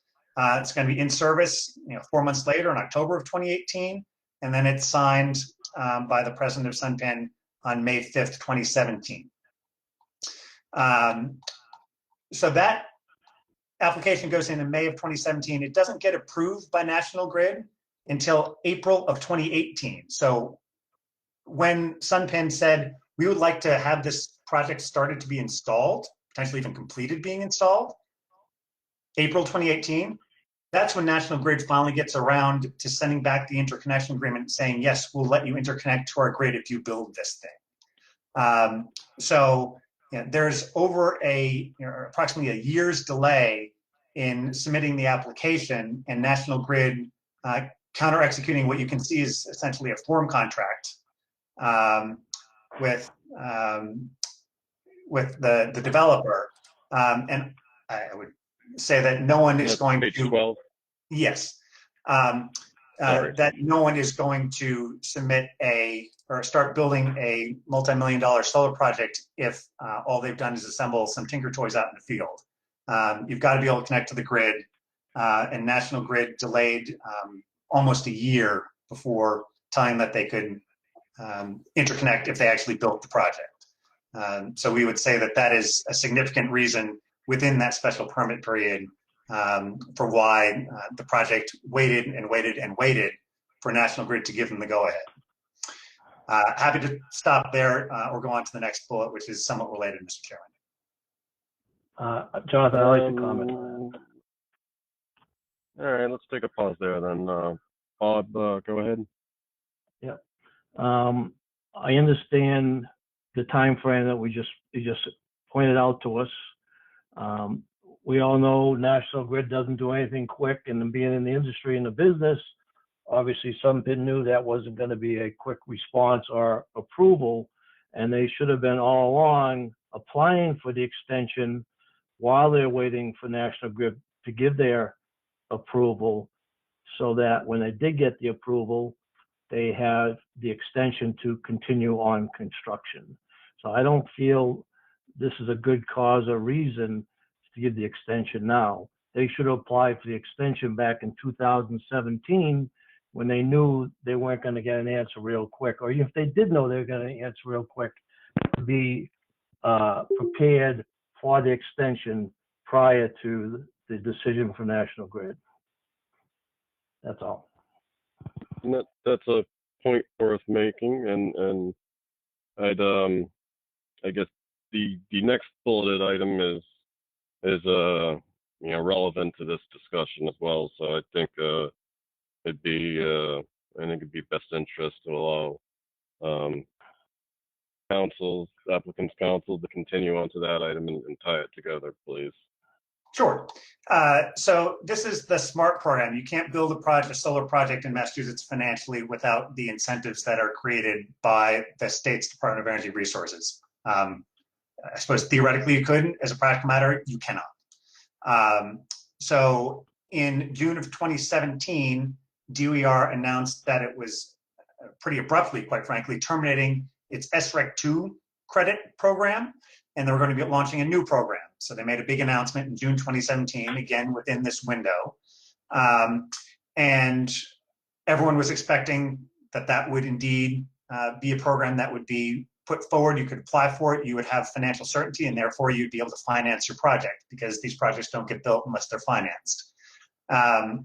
DOER, for reasons, and I note in my letter, inexplicably, because it is somewhat inexplicable, didn't actually promulgate the SMART incentive application that you could actually put your project name into and say what you were doing and say, these are the incentives I'm applying for, until November of 2018. So a year and 4 or 5 months later, at which point the project promptly applied for and received those SMART incentives in February of 2019. And those are the 3 documents you see there. So again, well within the special permit period, the program that they thought they were going to be able to finance through the SREC 2 program was terminated. And they were not able to finance that program. DOER said it's coming to an end. No new applicants are going to be taken into it. Wait for our new SMART program, and that's what you're going to be able to apply for going forward. And again, everyone waited. Everyone was expecting it to come. There were interim regulations that were being submitted, but it wasn't until November of 2018 that DOER finally said, here's the application for those incentives. So again, well outside of the project's control, and also well outside the project's knowledge of when those new applications were going to be made available. DOER, I seem to recall, having dealt with other clients at this time, continually said they're coming, they're coming, they're coming. They didn't actually come until November 2018. Okay, and just hit on the key points. The SREC 2 program was, you said, eliminated or ended in June of 2018? 2017. I mean, there was some tailing off, for maybe a couple of months, but certainly well in 2017, that program closed, and so we're not accepting any new applications in. And then the new program didn't start up until 2018. Okay, so I'm sorry, June of 2017, the program came it closed. And so and going back, the interconnection application was made on May of 2017, so in the month beforehand. Yeah. So at that point, I guess, what is the permit or the application process for the SREC 2 program, and did Sunken make application to it at the same time they applied for the interconnection agreement? I don't know. I wasn't counsel to Sunken, obviously, at the time. I could certainly look into it. My best guess is that they were applying for their interconnection and then would have applied for SREC, but whatever the minimum requirements to be into SREC presumably were not met, and they couldn't get in before the program closed, and they had to wait for SMART to go ahead and come into existence. Okay, so then right? So we don't have an answer to that question at the moment. And then, but ultimately, bigger picture is that in June of 17, everyone, the industry was aware that the SREC 2 program was closed or coming to a close, or not accepting applications, and that there would be a separate new program instituted at some later date. I think that's that's fair. Yeah. Okay. I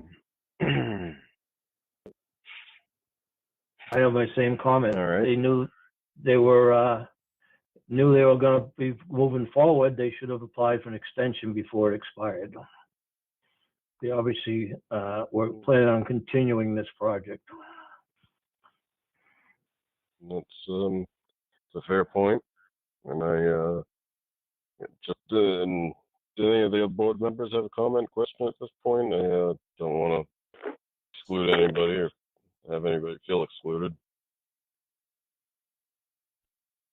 No, not at the moment. And again, I will note that the reason they didn't file for an extension is because the town planner told them they didn't have to. That was a year later. Oh, but they already thought that it had vested. They already thought it vested within the time period. In December, in 2017, they thought they were invested when Absolutely. They still had an open permit. Absolutely. Absolutely. Because all the things, and this is what we're trying not to get into, but it does inform this. The actions that they took, and again, we haven't had, we've asked a number of times about what substantial use means to the town. We've never received an answer from either the building inspector or from town council. But to the extent that substantial use was made, then the permit vests and it exists. You don't need to do anything else. You don't need to apply for extensions. You don't need to apply to re-up it. You don't need to apply for another special permit. It vests. So they made an error in judgment that they thought they would done substantial use, but apparently they didn't. I think that's still contested, but we're trying not to contest it tonight as much as that's not what not what we're deciding on. Correct. Let's stay on track. So, moving on, address the next point in correspondence. If and this is actually, I'll remind everyone that this discussion immediately is in reference to the special permit, but that in the applicant's correspondence, the remaining bulleted items can also be applied to the site plan review. If the applicant's counsel would like to continue. Sure, Mr. Chairman. I think that's correct. In the interest of efficiency, the next three and the final 3 points are ones that apply to both the special permit and the site plan review.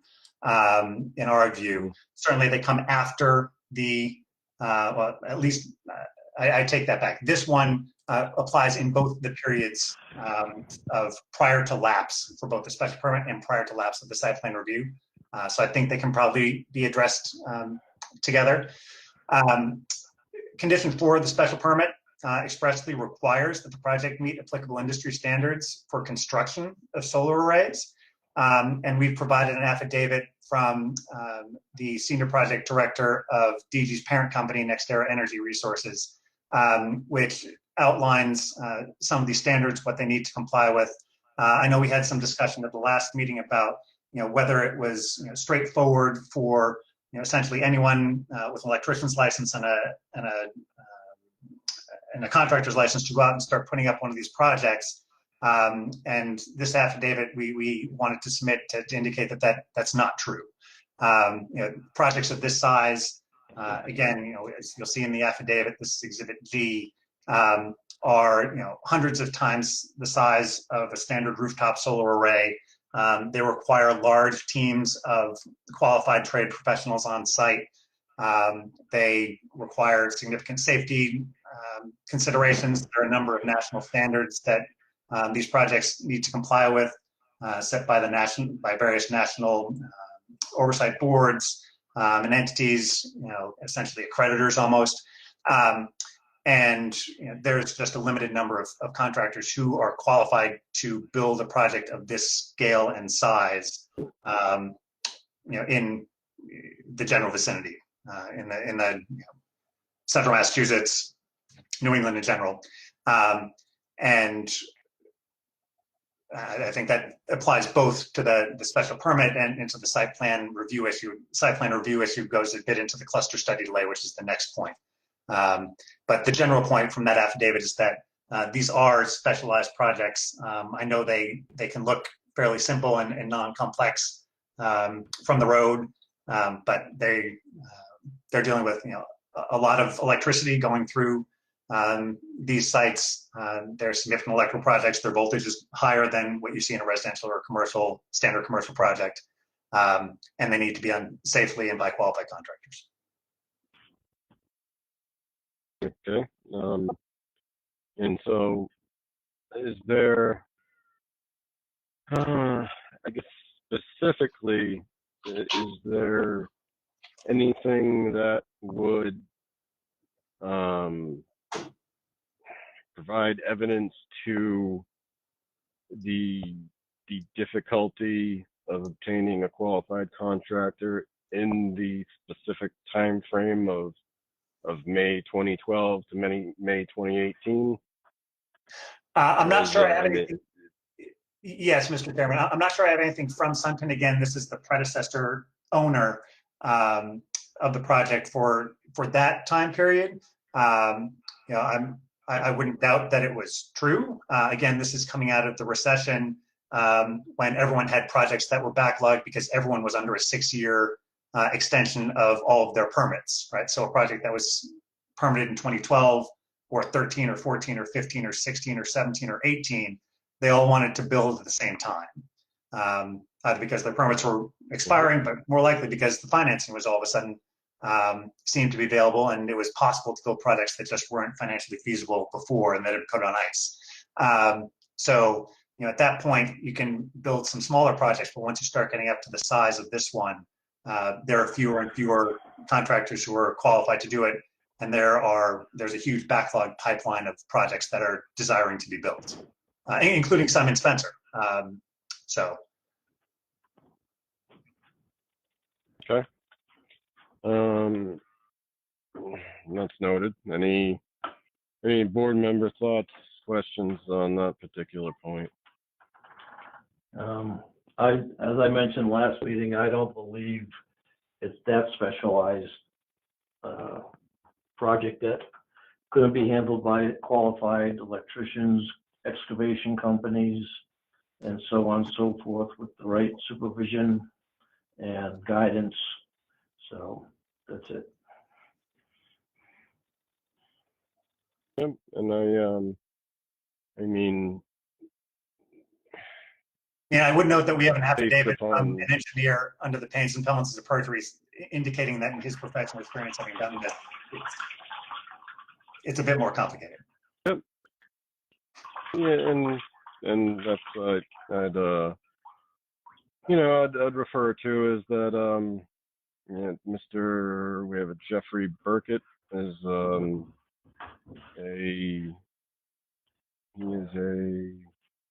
is he a licensed engineer, actually? I do not know if he's a licensed engineer. He's the Senior Project Director of Engineering Construction for Nextera Energy Resources, which is a large national solar developer.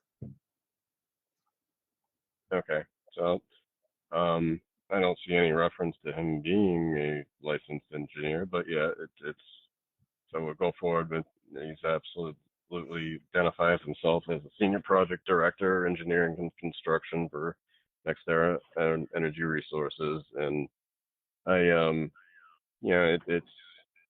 had certainly taken into consideration what he's stating here, and the only thought I'd share is that while all his points are certainly valid, that it has to be considered with the fact that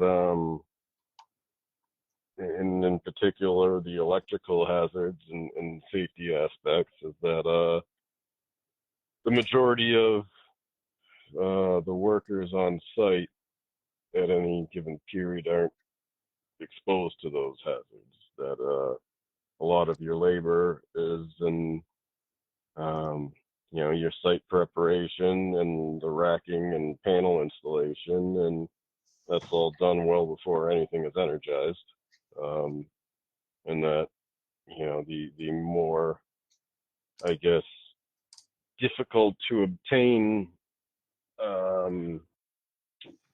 labor and professionals are more relegated to a smaller time frame in regards to the overall project, as to when they would be conducting their work and when they would be necessary.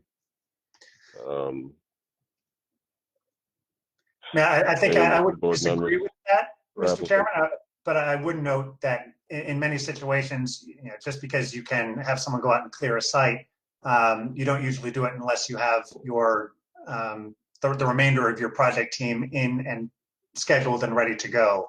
There's no desire, I think, on this project, or quite frankly, any construction project I'm aware of, to have long delays between having dug your hole and putting up your structure. So to the extent that someone can go out and clear a site, usually do it because you're anticipating that you're going to be able to dig your foundation and then put in your framing and then get your drywall. These are all highly choreographed. If you don't have some of those people available, you have a dead project that you've sunk money into, but don't have the completed project which starts making you money. Yep, that's point worth noting. Any of the board members have questions, comments they'd make in that regard? So I assume they have all these people in line for this current project? I believe they need to, I think they have a September deadline is when some of their smart incentives would come up for renewal and other aspects. So if they get a building permit on Tuesday, I'm fairly certain they're going to try to be out there on Wednesday or as close as possible to it. Yes. So they have their contractors lined up. I can't speak to whether they have a contractor lined up right now. I think it would probably be imprudent because we're still here talking about whether or not they can get a building permit. But once they submit the building permit application, as you know, you need to list your GC on that permit, and I think they're prepared to do so immediately. And they started clearing the land already? I don't believe they have. All right. No. All right. So then, in the other bulleted items in the letter are titled both special permit and site plan review. But I guess I would just, in reviewing them quickly, it appears as if the remaining two bulleted items are time frame wise beyond the May 2018 time period. Is that accurate, Attorney Hewer? That's correct, Mr. Chairman. I think the reason that we've phrased it this way is because obviously if you are not constructing, the question comes as to whether or not, why you aren't constructing. And that since you need both a special permit and a site plan approval to construct, in that sense, they're both relevant. Certainly, as Mr. Eichmann has pointed out, if the frame of reference would be, before the lapse date, then yes, these would apply technically to site plan review, but as a practical matter, they both go to why the project is not currently under construction. Okay, thank you. So, with that all said, yep, go ahead. So this is the cluster study. We discussed it briefly, and the board asked for some additional information, which we provided. When we're looking at a reason why you cannot construct that is entirely out of your control without any indication of when it's going to come to an end or not, that's the cluster study. So again, on site plan review, the site plan review was granted in February of 2018 with a lapse date to commence construction of February 2020 and a lapse date to complete construction of February 2021. That later date is told by the COVID Permit Extension Act. So the only one that we're talking about here is the February 2020 date. So it's that February 2018 to February 2020 period that we're talking about. In May of 2019, the dead center of that period, National Grid said that they were going to put about 70 projects, between 70 and 90 projects, into what they call a cluster study to see if the electrical grid transmission system in the area could handle the additional load. And as we noted, this is, you see the Exhibit H is the indication that the announcement that they were being put into the study. Exhibit I is from November 2019, 6 months later, when they said the projects could proceed. As a practical matter, this announcement of the cluster study halted all construction on all affected solar projects during that period. And as you'll note in our letter, and again in Exhibit J, this was so unexpected and its ramifications so potentially severe that in September of 2019, the Department of Public Utilities, which is National Grid's regulator, took the highly unusual step, and I say this practicing in front of the Department of Public Utilities and have for many years, this is highly unusual, extraordinarily rare, of unilaterally opening an investigation into National Grid specifically because of its, quote, serious concerns about management decisions made at National Grid regarding the creation of the cluster study. And then they went on to say that they were, quote, troubled that National Grid didn't inform the department of the potential for the study in a timely manner, given its likeliness to delay interconnection of projects. So this is the regulator saying this is so egregious that we're going to open our own investigation into what you were doing, National Grid. And it did stop projects for not just that 6 month period, because no one knew when it was going to end, but meant that you were ramping up and ramping down projects as well. Everyone who was supposed to be constructing during that period didn't. And then when they were told they could, everyone was trying to get the same set of contractors going. So again, this is entirely out of anyone's control. You know, the Department of Public Utilities itself said this should not have occurred. We would submit that it's hard to get more good cause than that.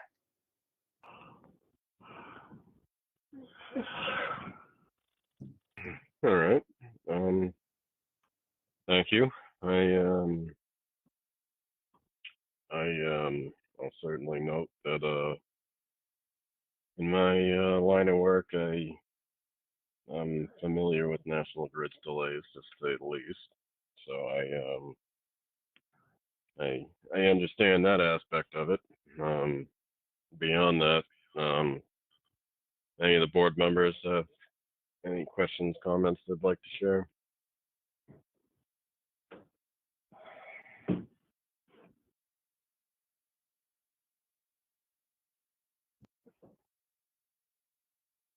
And for what it's worth, I will add is, you know, again, my line of work, all the projects I'm involved in, it's you plan, you assume on the National Grid delay, and if it comes in before that, then you know that's a great thing, and then you work with the free time. But as far as planning purposes go, you take into account the worst possible case, which is sometimes a moving target, but it's also, if anyone familiar with any manner of particular project is you know, able to develop a sense of what their standard operating procedure is, if you will, and develop a you know, a practical timeline to operate on. I entirely concur, Mr. Chairman, with the characterization of National Grid as not being the speediest of operators. I would say there's no standard operating procedure for National Grid to do something that the department itself said is literally unprecedented. on the national grid. I entirely. That's worthy note. That's fair. So then, let's hit on the final item, if you will. Sure. The final point is the pilot negotiation. Exhibit L is an email from Sunken, again, DG's predecessor, to the town assessor from early December 2019, which is well before the February 2020 commencement deadline, asking to, referencing a previous call from earlier that week about negotiating a pilot. My understanding is that there was a desire on both sides to have a pilot. It wasn't finalized until April of 2020. And the project was, as I note in my letter, understandably hesitant to commit to financial resources to construction until there was a clear understanding of what the project budgetary implications would be. They got that in April 2020, which was appreciated, and the town, I have no reason to believe that the town and the developer didn't collaborate as quickly as they could in drafting that that pilot agreement, but it just was not did not come together until even though it was commenced, the discussions were commenced before the deadline. The pilot agreement did not come together until after the deadline.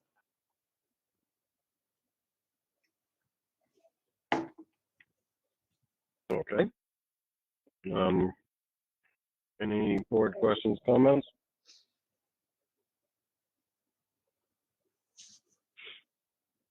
So I guess while we are all chewing on that, if you will, this is a public hearing. I do have to open it to public comment. Before I do so, is may the board members have anything they'd like to share, or should I open it to the public?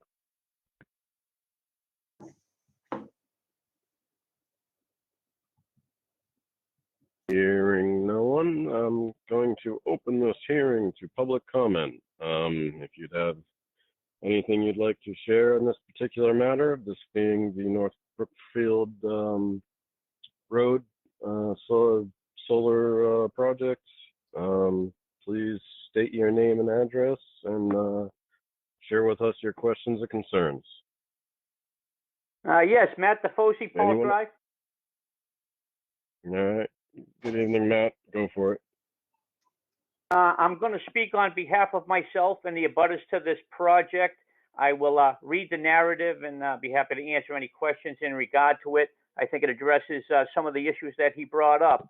So this will only take me a minute, so please bear with me. The applicant provided several excuses outside of the project's control to support their request for an extension. Number one, the National Grid Cluster Study. Number two, waiting for the Massachusetts solar financial incentives. 3, contractor backlog. And 4, pilot negotiations with the town.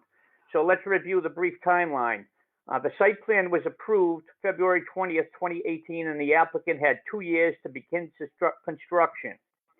The applicant stated the project was ready to start construction in April 2018 because they obtained their site plan approval and interconnection agreement. See the memo from January 8th, 2021, page 3. So why did the construction not begin in April of 2018? In April 2018, the applicant made a deliberate choice to delay construction for 10 months until they knew they would be eligible for the Massachusetts Solar Incentive Program, the SMART program. The granting of SMART incentives should have no bearing on this project and were never listed as one of the conditions. The project was ready to begin construction in April 2018, and the financial viability of the project is not a good cause for extension. Then, in May of 2019, which was 15 months after the site plan approval, the applicant postponed the construction for another 6 months due to the National Grid Cluster Study. The cluster study did not require developers to stop solar projects, and it was a voluntary decision by the applicant to delay construction. The applicant, they waited for the cluster study results in order to decide if the project was financially feasible to proceed. The profitability of the solar project is outside the purview of the planning board, and not a good cause for extension. On page 2 of the National Grid Cluster Study Memo from November 15, 2019, National Grid states, to date, no connection dates have been missed or delayed because of the cluster study. Therefore, the cluster study has no bearing on this project. Next, the Stormwater Pollution Prevention Plan and Stormwater Bond estimates were never submitted and approved for this project. These were two substantial conditions in the site plan decision and still have not been done even 3 years after the site plan approval. During peer review, Leonard Engineering wrote to Beta, LEI suggests that the stormwater plan and bond estimates be submitted early enough in advance to allow the town adequate time to review, comment, and approve in order to prevent delays with the start of construction. This is another example of not exercising the site plan within the time limit, and the applicant should take responsibility for their own delays. Lastly, the applicant waited until July of 2020 to request an extension to the site plan that had already expired 5 months earlier. This demonstrates negligence in the project management. You cannot retroactively extend an expired approval. In summary, the applicant had more than enough time to begin construction since February 2018, and all their excuses for not starting appear to be financially driven. They made deliberate decisions to keep postponing their project until they were confident it was financially feasible to proceed and there would be a return on their investment.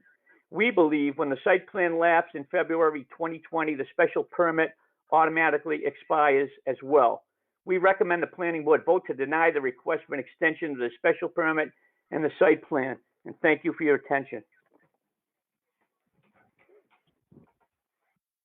That's it. Thank you, Mr. DeFosi. That's, all those points are well noted.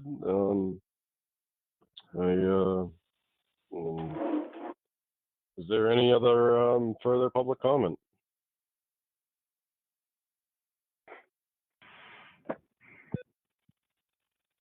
Mr. Chairman. Yeah, go ahead. Mr. Chairman, Gary Woodbury, 219 Charlton Road. Mr. Chairman, it seems to me that Mr. DeFosi laid it out exactly the way it is. I think the board should recognize that. Thank you. All right, absolutely noted. Thank you. Further public comment. State your name and address if you'd like to speak.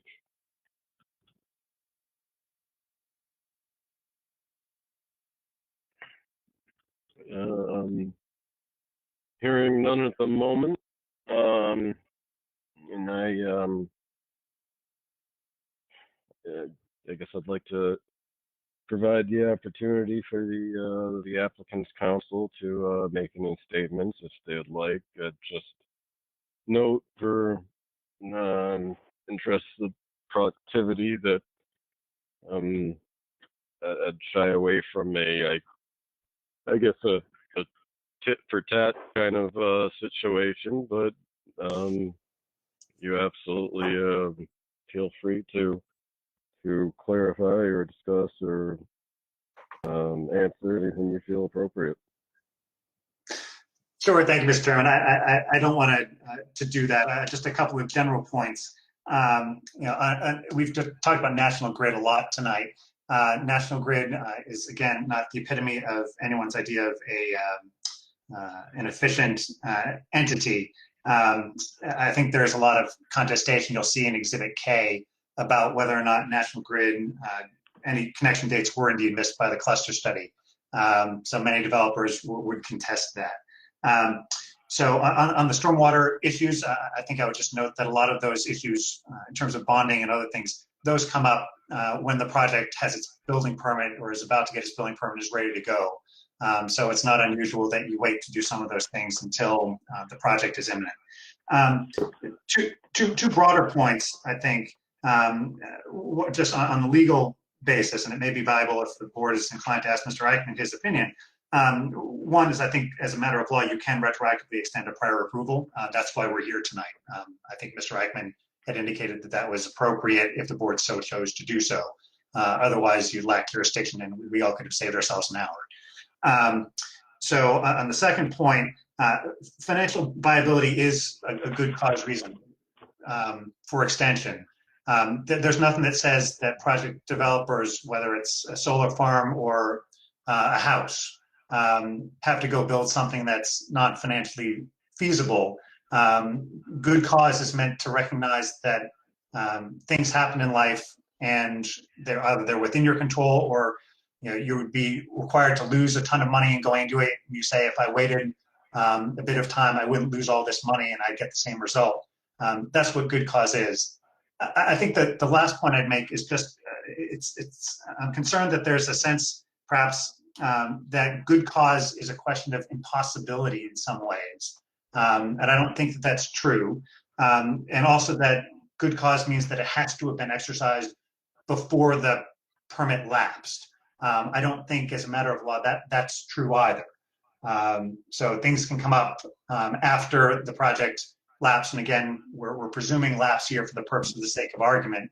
It's again not something that DG is accepting, but to the extent that there's a question about whether it had to have been done before the permit lapsed, I just don't think that that's reflected in state law. But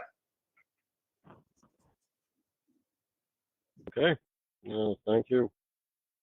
Is there can make another call for a public comment? Is there anyone that would like to speak on this matter? Please state your name and address.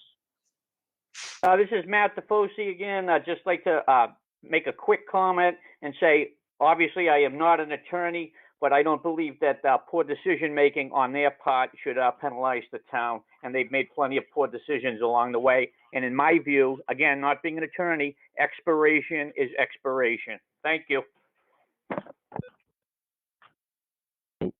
Noted, Mr. DePalsi. Thank you. Any further comment? Public comment. Any state your name and address and please speak. Or any the board have any comments or questions at this point in time? I think we're it's appropriate we get into the nitty gritty on this. I think this has run its course. I personally believe it's appropriate to make a decision tonight. I think we're at the point where we certainly owe it to the applicant, we owe it to ourselves, and everybody in general. Yeah, John, I mean, I've been listening mostly tonight, and I understand both sides of the issue, and I was thinking the same thing. We really need to move on from this and decide what we're going to do at this point. So I agree with what you just said about possibly bringing it to a vote tonight, but I'm still not completely clear on what it is we're voting on. So maybe you could get into that, what your ideas are. So the specifically, it would be our disposition on granting a good cause extension for two things, for the special permit and for the site plan review. An extension, and specifically, the extension would be for the lapse date or lapse period. And so, in essence, the board's decision, what the board needs to make a decision on, is whether we feel that in our assessment of everything that's been provided and presented to us, that the applicant is either we feel that we should be granting the applicant a good cause extension in the lapse period for the special permit, and granting an extension for the lapse period for the site plan review. Those are going to be the two motions, if you will, that we would be entertaining, or their negative equivalent, anyways. And that those decisions are again, it's based upon all the discussions we've had here, and just whether or not we feel that the everything that's been presented to us represents a sufficient reason to extend the permits or not.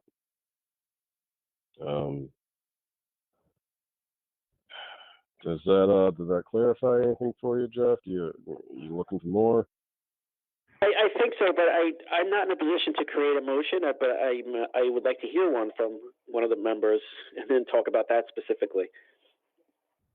I don't feel like I don't know where I'm going with this personally, so I don't want to make a motion myself. I'd rather vote on someone else's. Yep, and I mean, any of the board members need or like any further clarification. I will note that I believe Paul is not part of the or cannot make a vote on this particular matter because he was not present for all of the hearings in which the presentation testimony was made, so that the voting members for this particular matter will be Bob, Jeff, Maria, and myself.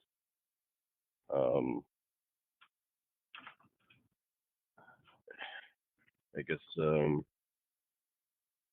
to provide another opportunity for public comment.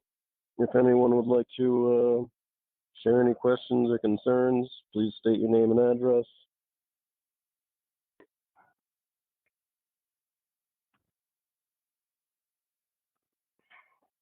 And hearing none, at this point in time, if it's the board's intention to make a decision on this tonight, an appropriate motion would be to close the public hearing.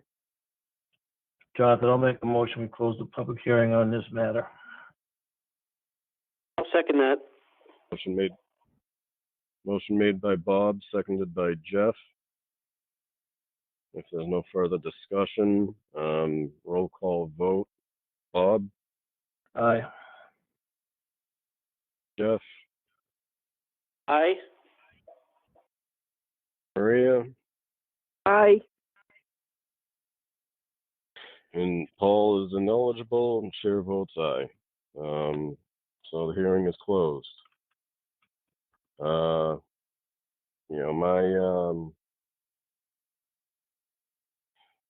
I guess before I share my opinion, if you will, would anyone on the board like to speak?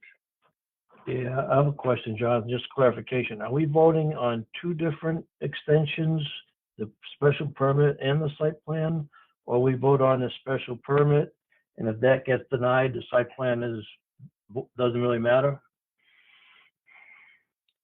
It's I appreciate what you're saying, and that's that could be a point worth arguing, but for our purposes here and the interests of being thorough, I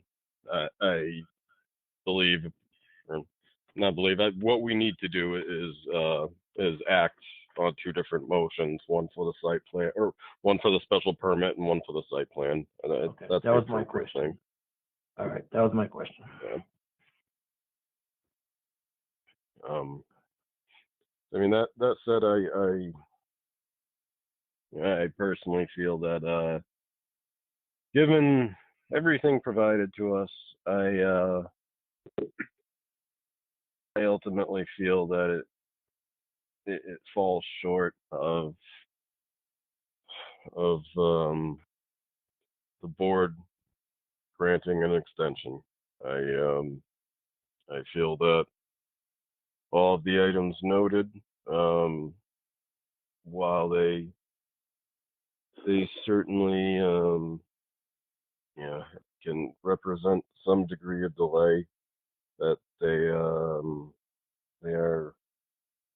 were not insurmountable or outside of the realm of standard delay, if you will, in these these projects rather, that there was nothing extenuating about this set of circumstances with this project that were not encountered on certainly other projects in Spencer and across the state.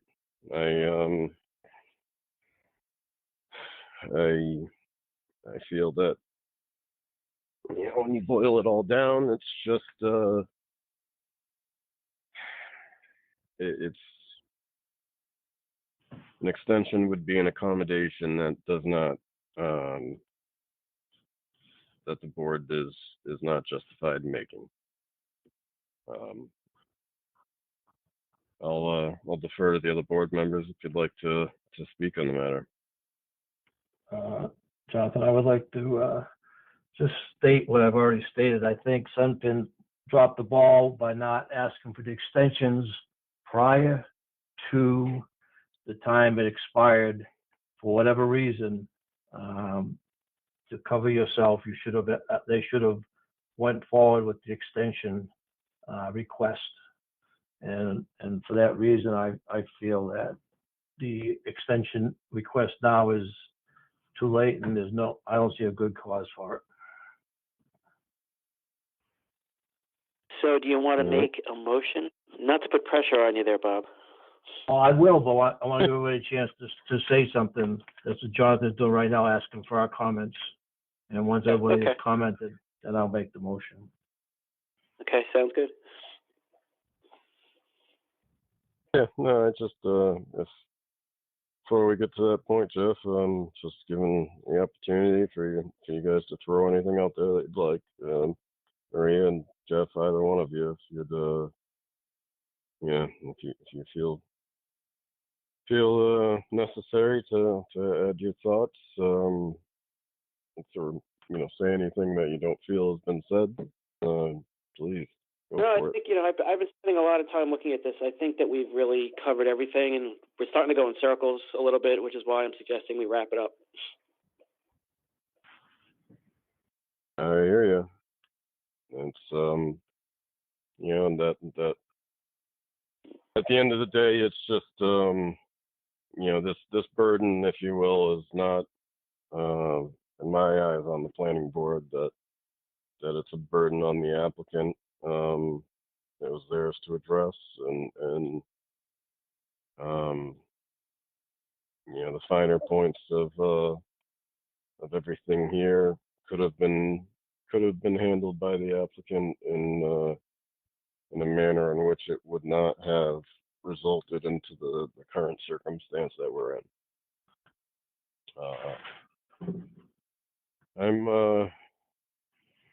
That all said, I'll entertain a motion. We're making a motion on the special permit first? Yes, please. All right. I would like to make the motion that we deny this request for extension of the special permit. All right. Is there a second?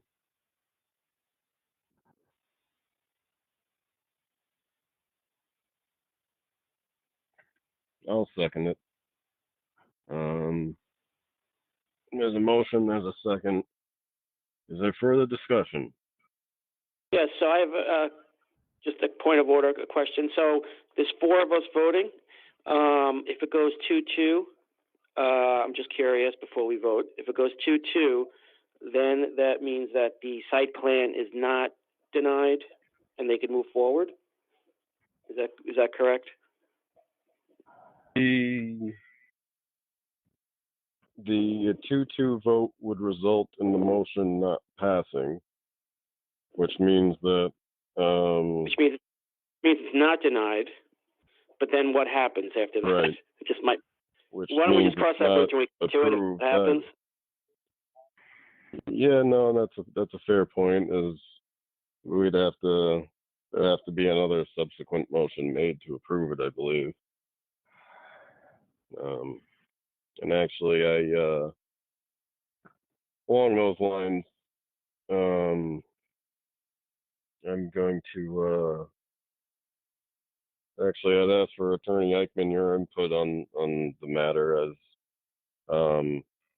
is this a majority vote or is this a supermajority vote in regards to the extension for the special permit? Mr. Chairman, John Eichmann, in my opinion, this is a majority vote. You have 4 members voting. It would take 3 we have to votes. get 3 out of 4. Okay. Correct. Yep. Okay. Just wanted to be clear on that before we vote. So what happens with a 2-2? Yeah, Mr. Chairman, on that question, I think you're correct. The motion would fail, but I don't think that would equate to a grant of the request. I think if that happens, I think then a motion should be made to approve it and another vote taken. Thank you, Attorney Eichmann.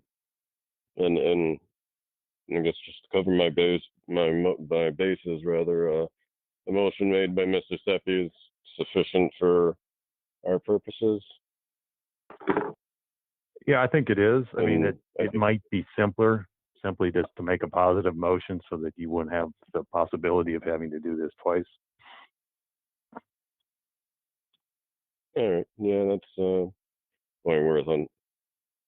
That's a relevant point. I thank you. The motion, the second is made. Let's ride it out and see how the vote goes, and then we can address it. So, is there any further discussion on in this matter, on this motion?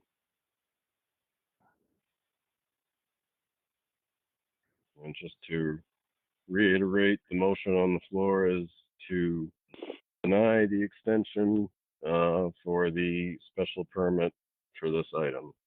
That motion was made by Bob. It was seconded by myself. Hearing nothing else, roll call vote. Bob? Aye. And actually, I'm sorry.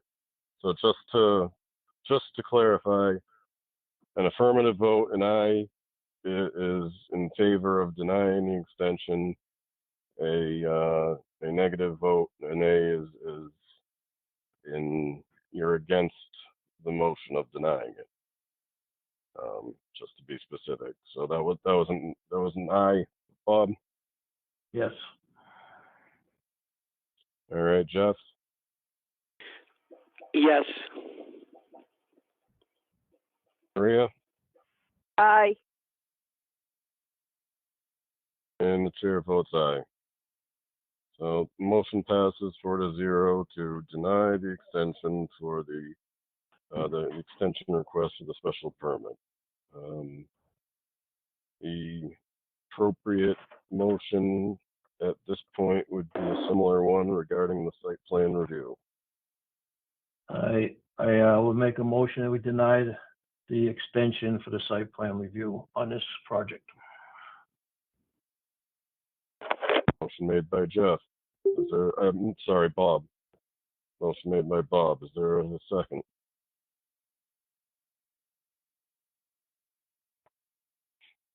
I'll second this one as well. Motion made, seconded. Is there further discussion? And again, same circumstances as the last vote. If hearing no further discussion, roll call vote. Bob? Aye. Jeff?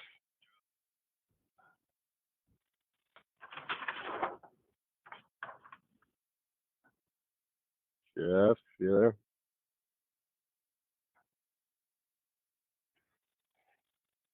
there? Maria? Aye. Chair votes aye. Jeff?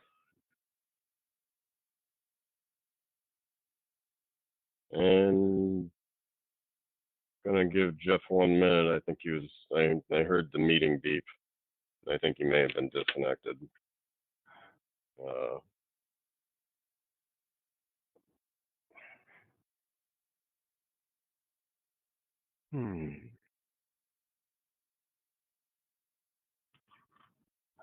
was an aye by Bob, an aye by Maria, an aye by myself. You want to text Jeff and see what happened to him? He just texted me. He said he was disconnected. He was calling back in.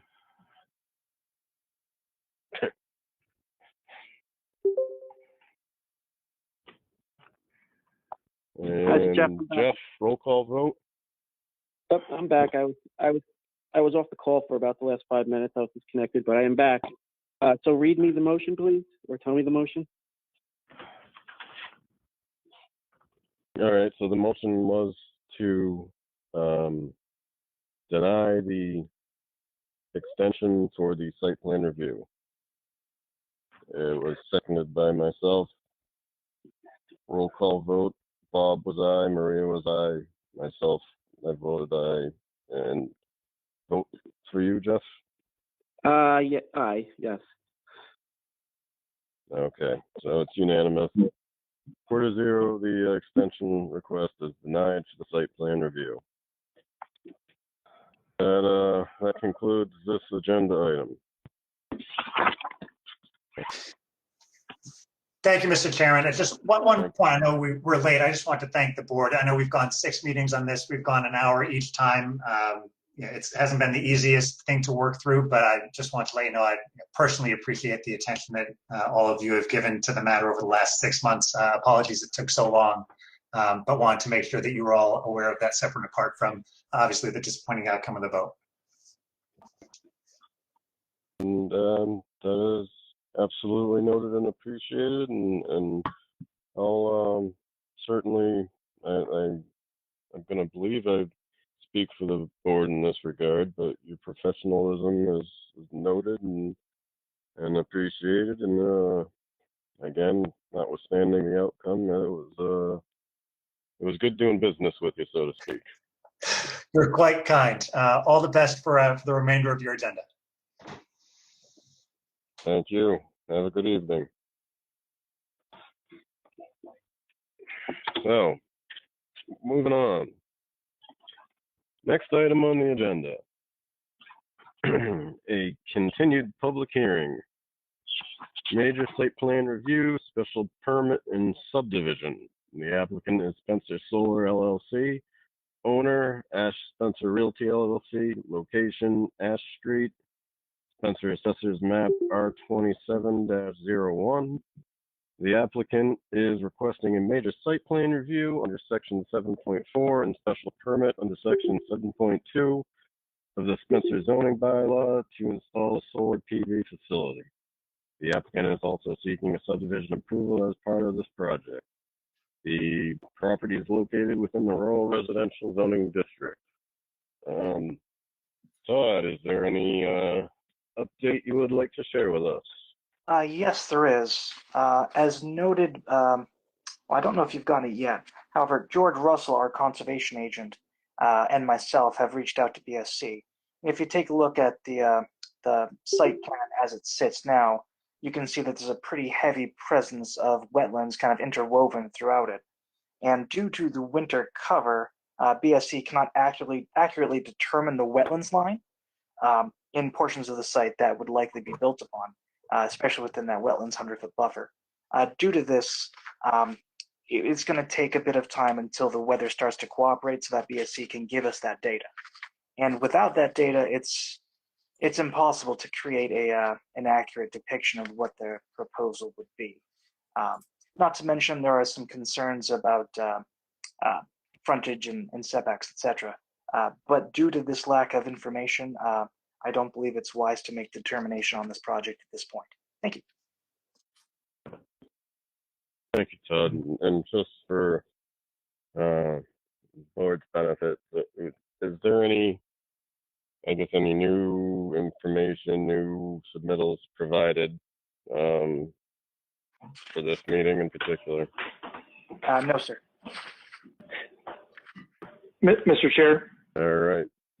Then go ahead. For the applicant, Jeremy Chapman. I think we're not talking about the same project. This is Ash Spencer Realty, correct? I think what Mr. Miller was referring to was the next project on the agenda. He's quite right. My apologies.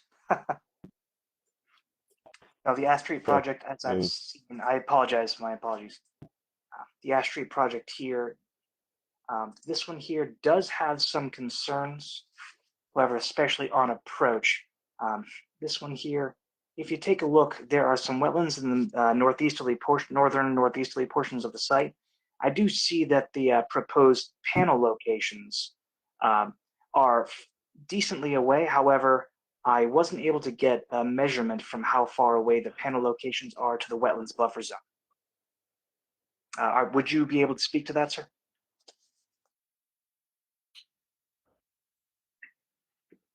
So I'm not sure if, go ahead, Steve, sorry. Mr. Chairman, Steve Peichel, Burton Engineering for the applicant. I just wanted to follow up on one point before we got into that part of it with Mr. Miller's comment.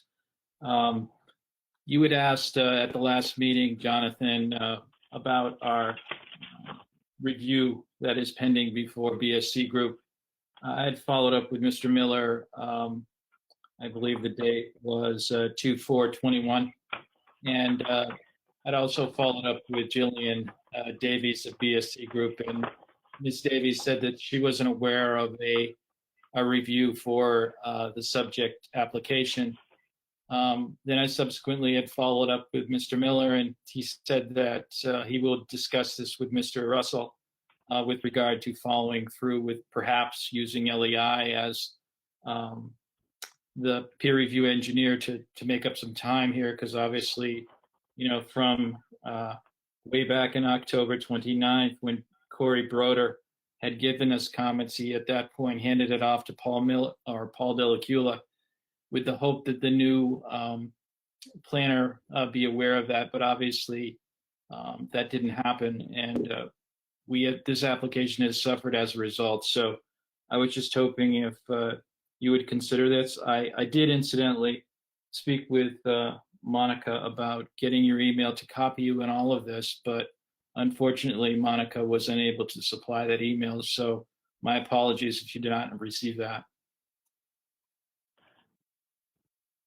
Okay. I know personally I'd absolutely be in favor of LEI continuing the review in just the interest of efficiency.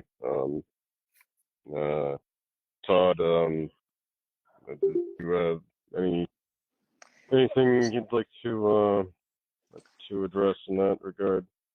In that regard, no. I do know that I know I, for one, have limited experience working with LEI, but I do not object to having them help expedite the peer review process, if that's so chosen. Okay, and so for, I guess specifically, and I recall so many words wanting to see this ironed out, and I guess that was, for lack of a better word, well, no, I'm not going to say that. I guess, and simply put, I think I was frustrated in the current arrangement. I guess was there had been any relevant developments? Is this a factor of it being a Concom review / planning board review, and as the Conservation Commission end of it had any I mean, are they holding things up, I guess, if you will, in DFC's regard, or Not you know, that I've what do you got? not that I've been able to define as of yet. I do know that the whole issue of minor versus major wetlands decisions and stormwater decisions that is something that remains to be up in the air. However, I haven't really had any further movement on this issue since. I'm sad to say. If you like, I can reach out to George. If you'd like to continue, I can reach out to George, and we can get I can get him to send us a statement if you like. To the chair. Yeah, I mean, one moment, Mr. Peichel. I put a fine point on this that that this needs to be sorted out. I don't know why we're at this point right now and why we're still at this point. And as noted, I mean, unless there's something specific in an agreement made or discussions that I guess I may not be aware of, or anything along those lines, I feel that peer review should have progressed certainly by this point, and I think I felt that way last meeting as well. Right. And I mean, to that end, I would also say I feel it's absolutely appropriate for LEI to do that and you know, eliminate any of the possible inefficiencies, if you will, that would be involved with transitioning to BSC. So that said, Mr. Peichel, would you like to comment? I'd just like to thank the chair for that, and offer this up as just one point, if we could, please. I believe the way that we left it with the planning board when Paul was still here is that there was a vote before planning to approve the subdivision plan for Ashtray. And that was sent to peer review, and that I believe was the next step in the site plan approval. You were looking for comments from LEI, and at that point, LEI lost their contract and it went to BSC Group. So I would strongly urge that the planning board chairman recommend that LEI review the subdivision plan and see what, if any, comments it had in that regard, and proceed with the review at that level. And then we would certainly encourage it. We would respond to any comments that they had, and we would come back to the board and with that in hand and seek for your approval on the subdivision plan. That sounds like a reasonable way forward. The board members have any thoughts, concerns regarding this?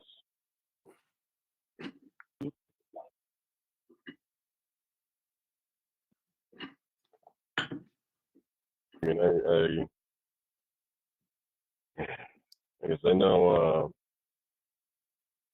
the intent was to move forward with BSC with other peer review, and that they have and that they were contracted to do peer review going forward. But the transition period, I don't believe it's a that things were cut off, so to speak. That once that agreement was executed with BSC, that didn't invalidate any of the already existing agreements with the other peer review companies on existing projects. And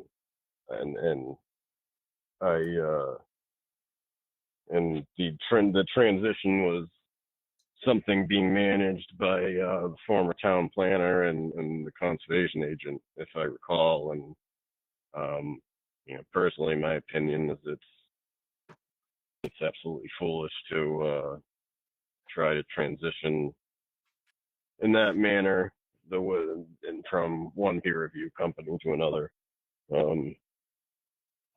Not that I have zero I guess, reservations in that regard with, well, zero reservations in the regard of performance between BSC and anyone else or any of these individuals. That just I make the point out of expediency and efficiency, if nothing else.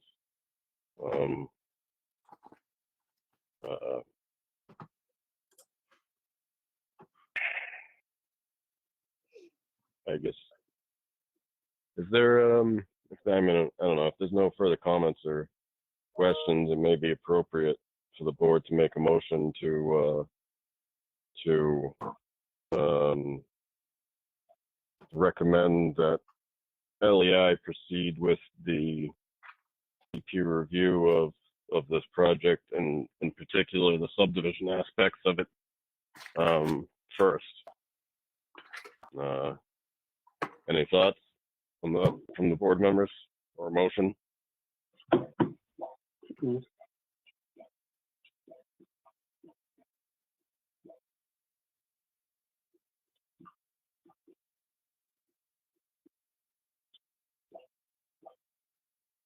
And if nothing, if BSC hasn't done anything with this project, then there's no need to bring them on. And again, I have zero concerns regarding, LEI's work versus BSC's or, vice versa. I think, quite frankly, I think it's unacceptable that, all the other issues outstanding on this project, but it's not acceptable for there to be a substantial impact that's that could possibly be attributed to the peer review process. I think it's unacceptable on everyone's behalf.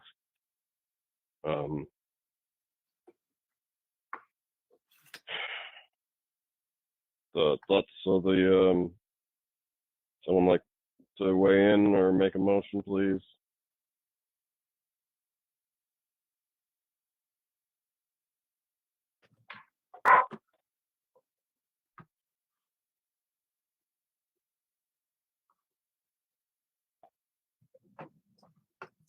Anyone like thoughts? Share their thoughts if they're not going to make a motion. Jonathan? John? Yep. I made a motion, but I was muted. Yep. So let me start again. I make a motion that we have LEI continue with the review process of at least the subdivision portion of this project. That's a good motion. Is there a second?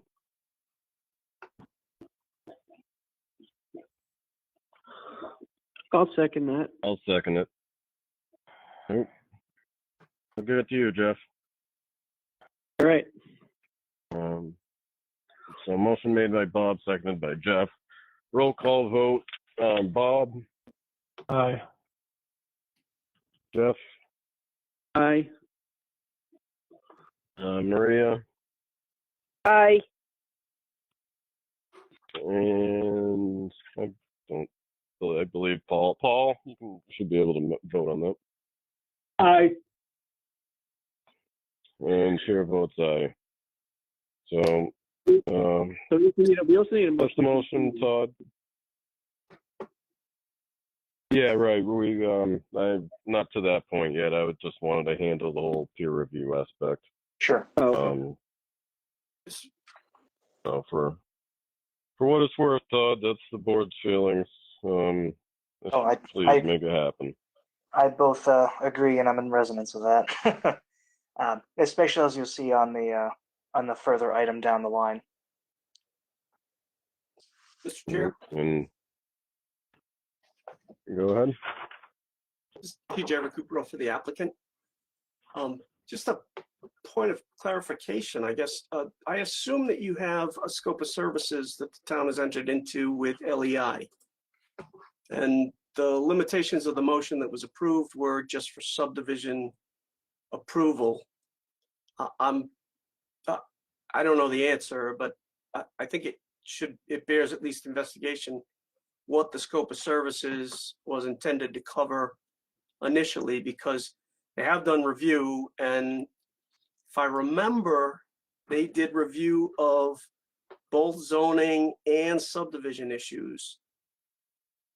LEI did. I can't, I don't have it in front of me, and and I only mention that because if we're going to duplicate after subdivision review, if there's going to be a shift, and I don't know that that was the board's intention with the motion, but just for clarification, that if they've done some zoning review, it would, in the spirit of moving things forward, I don't think we want to abandon any review, at least on this side I can speak. Mr. Chairman. Go ahead. Mr. Chairman, Steve Michael for the applicant. Mr. Recupno is correct. We did receive peer review comments for both zoning, subdivision, and stormwater questions. That's entirely true. However, the design has changed subsequently. So I would not put LEI in a position where they could not comment on the newer stormwater design and stormwater calculations. So as much as I would like to agree with my colleague, Mr. Recupno, I would have to defer to Corey Broder and give him an opportunity to look at the newer design. Right, and so to address both of your comments, I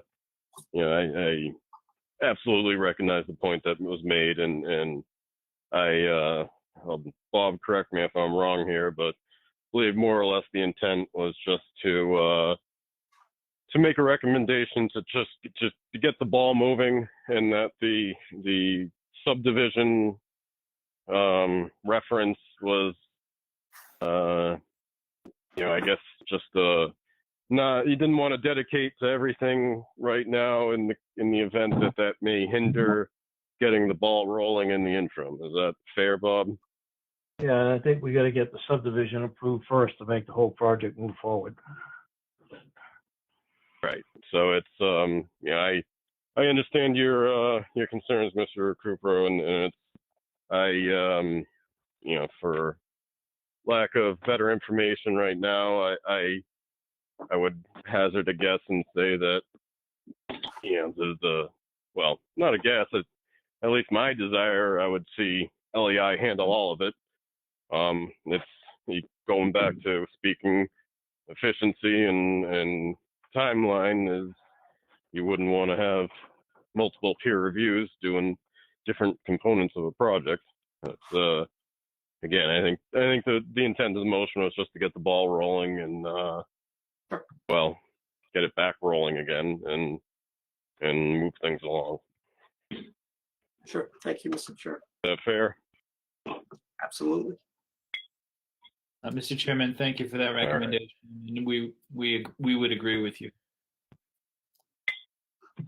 All right. So in the interest of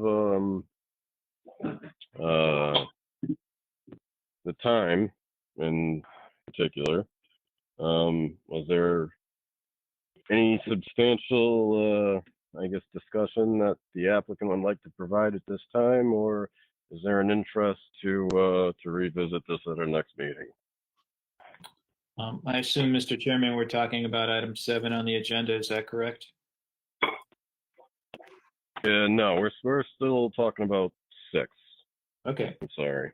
I did the motion. So the motion was just to recommend, said the peer review, and I'm still going to I'm still going to open the public hearing if there is comment, and I guess I want to provide you guys an opportunity to speak your piece if you'd like, but with the understanding that it'd probably be more productive on all of our behalfs to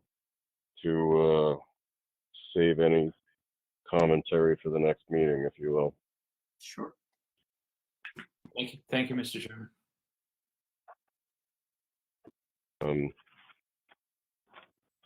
That said, I'm going to open the public hearing, public comment for the, where are we? For the Ashtray Solar Facility.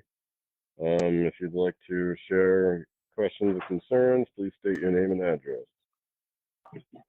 Go ahead. Anyone? Yeah, Ed Ravad, 131 Ash Street. Okay, go ahead, sir. Yep. So, question about separating the approvals for the subdivision from the overall project. The concern was raised initially over a year ago when the project first came before the board on the private road. As an abutter, that private road is going over a portion of what's used as a right-of-way currently for my property. And my question is if there's a possibility of just a subdivision being approved. There were potential agreements in place specifically with the solar company or maintenance of that private road along with access. And that would be something if the subdivision portion moves forward on its own, that, I would think would need to be part of just that approval specific to the subdivision in the event that the solar project either doesn't move forward or doesn't receive approval. Chair. Okay, and that's a good question. And would someone like to speak on that? I'm sorry. To the chair, Mr. Peichel for Burton Engineering for the applicant.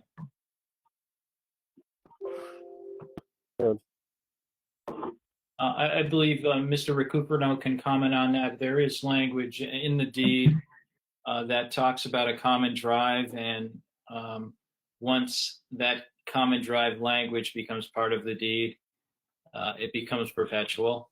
But I would refer to TJ to give a better explanation than I for that particular point. So this goes back a ways, but I do remember working on some cross agreements that were connected with the common drive running through the proposed or from the proposed roadway. I don't know where those stand off the top of my head because that goes back to probably June or before, actually. But I think the question, if I heard it correctly, was if this doesn't get approved, if that could still be imposed on the landowner, the driveway easement agreement. Did I hear correctly? The question? Yeah, the concern and the question is, so that easement and that agreement, the way it was drafted was specifically with the solar company. And the concern is if the subdivision as a standalone receives approval, but the solar portion subsequently down the line does not, how is that going to be, accounted for? And again, my concern is, I'm left with basically an issue of access to my own property. Right. So I want to be careful that I don't speak definitively because I don't have the agreements in front of me and I don't know how they're triggered. But so the planning board can't, and I certainly don't want to speak. The council's here and certainly more capable than I to advise the town. But the planning board can't impose any condition to convey a right in land. But if we agreed, which we had, as a condition of the approvals that there would be an easement granted, then that can be included as a condition to the approval. But I'd have to revisit the agreements. This was, I would have prior to the meeting if I suspected this came up. So I apologize that I can't speak with any real specifics as to the agreement, but if I remember correctly, it was all contemplating the creation of a new lot for solar purposes. And, you know, I can't speak for the landowner, but I can speak for the applicant, is that their interest is in, of course, doing a solar project on the newly created lot, and those wouldn't necessarily be connected in that respect. But I'd have to look to it, and I certainly, I can provide an answer offline between meetings to the gentleman asking, so that there's clarity on that. Because I mean, there were discussions and there were agreements drafted and shipped both ways back and forward. So he certainly deserves a solid answer on that. Mr. Chairman, to the applicant, Steve Pikel for Burton Engineering.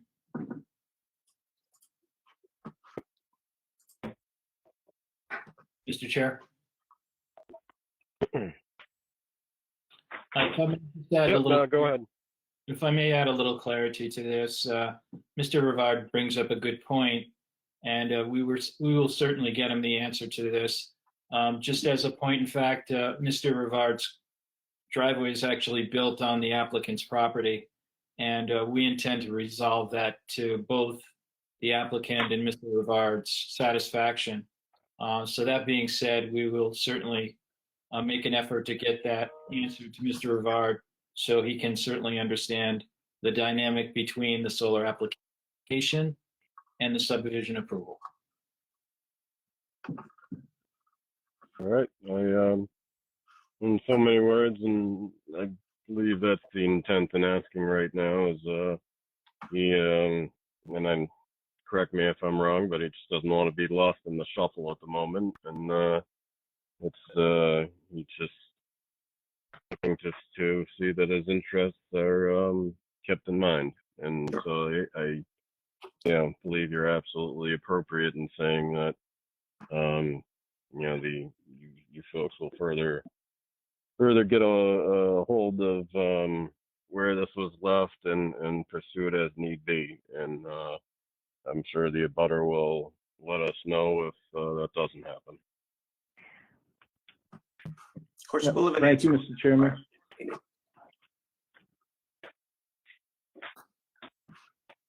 Thank you. Was there any further public comment regarding the Ashtray Solar Project?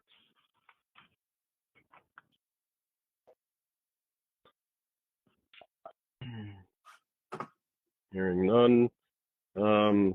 Any board comments, questions, concerns at the moment? I mean, ultimately, it's something we're gonna we have to address next time around.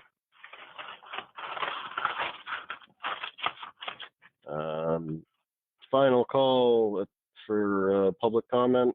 Last shot for tonight, anyways. Please state your name and address.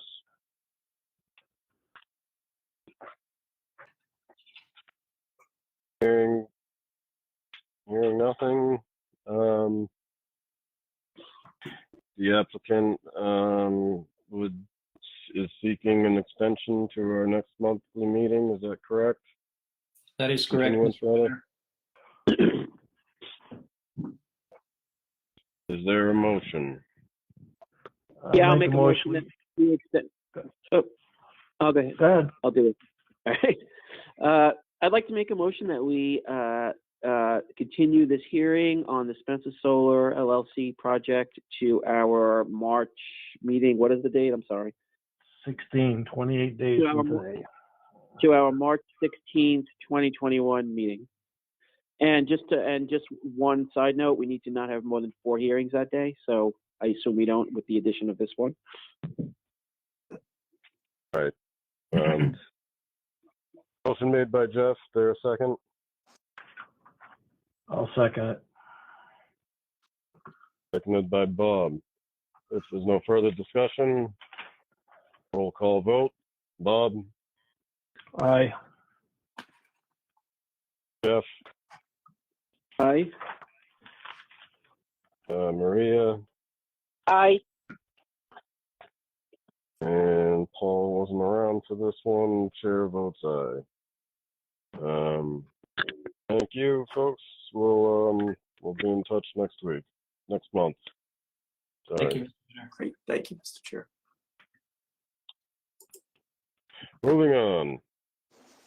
Continued definitive subdivision plan. Oh yeah, no. Guess we'll talk to you next item. Never mind. Continued definitive subdivision plan. Applicant Colin Durhammer, owner Spencer Solar 2 LLC, co-own Me-Link Solar Development. Location Charlton Road and Bacon Hill Road. Spencer assesses map R08-10.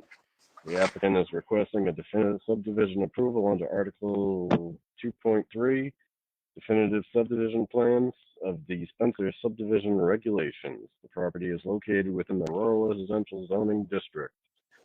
Todd, was there any specific updates or new material provided for this? Yes, as I erroneously mentioned before, BSC cannot accurately determine the wetlands line for this particular subdivision, and due to this, it's impossible to make an accurate assessment of the site plan in question. So, due to that, we're going to need to at least hold off until BSC can actually determine the wetlands lines, which by extension determines the scope of possible work, which by extension has implications for the subdivision plan. So we're kind of in a holding pattern until the weather breaks to a point where BSC can make determination. Mr. Chairman, to the applicant. Yeah, go ahead. There are peer review questions that have been submitted to BSC Group for this application. It would be, I think, prudent at this point to receive those questions, so at least the planning board's part of the application could be considered. Burton Engineering would like to answer those questions and put them before the board. So if we could please permit that action to take place.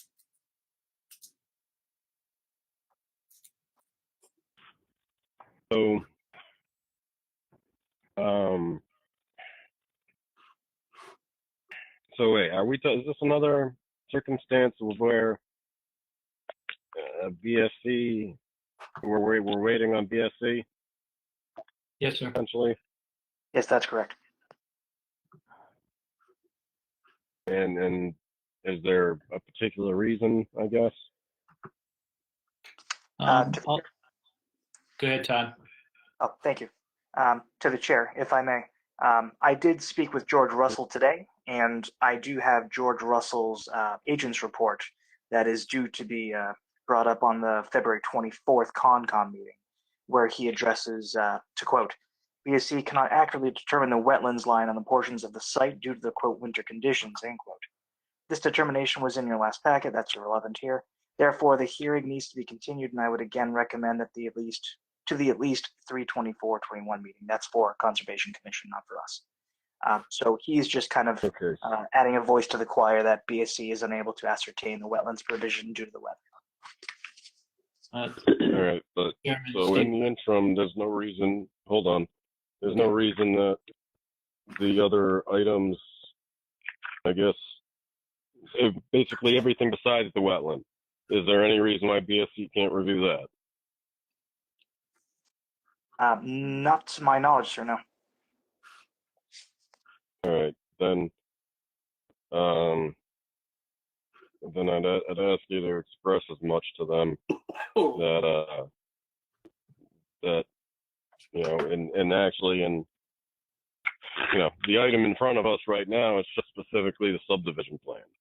It's not the site plan. It's not the special permit. It's the item that's in front of us. This agenda item is the definitive subdivision plan. So if the wetland delineation has any impact on that, that can be assessed at a later date in the interest of doing anything productive now to move this forward. yeah, I think it's appropriate to express to BSC that we need to get something out of them. And I'd ask if you don't mind, copy me on that correspondence, and if need be, you can give me their number. I'll give them a call. Yeah, I'll definitely CC you, sir.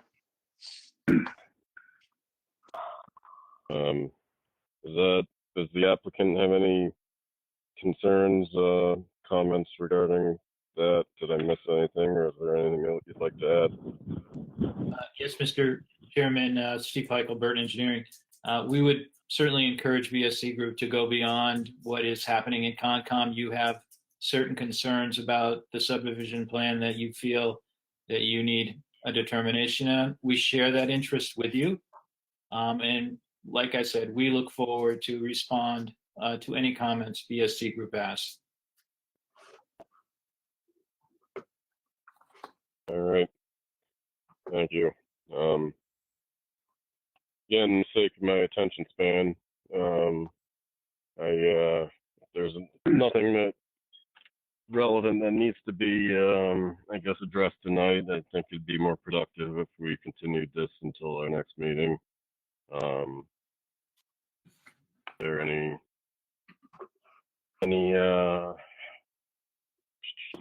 board member comment? Yeah, I have a question / comment.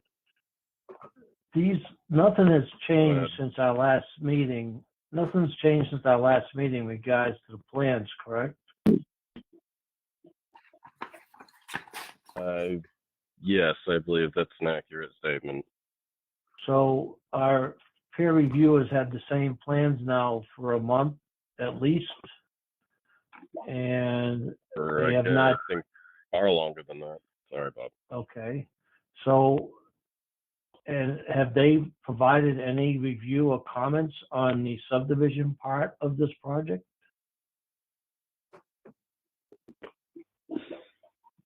I believe the answer to that is no. Yes, they have. They have. Okay, that's it. Sorry. Okay. So they provided them to Burton Engineering. Yes, sir. And when did you get those? October or early November. All right. So have any changes been made since that time to the plans? No, sir.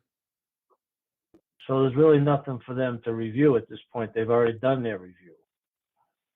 They haven't done their response. We gave a response to them, and we're expecting a response back.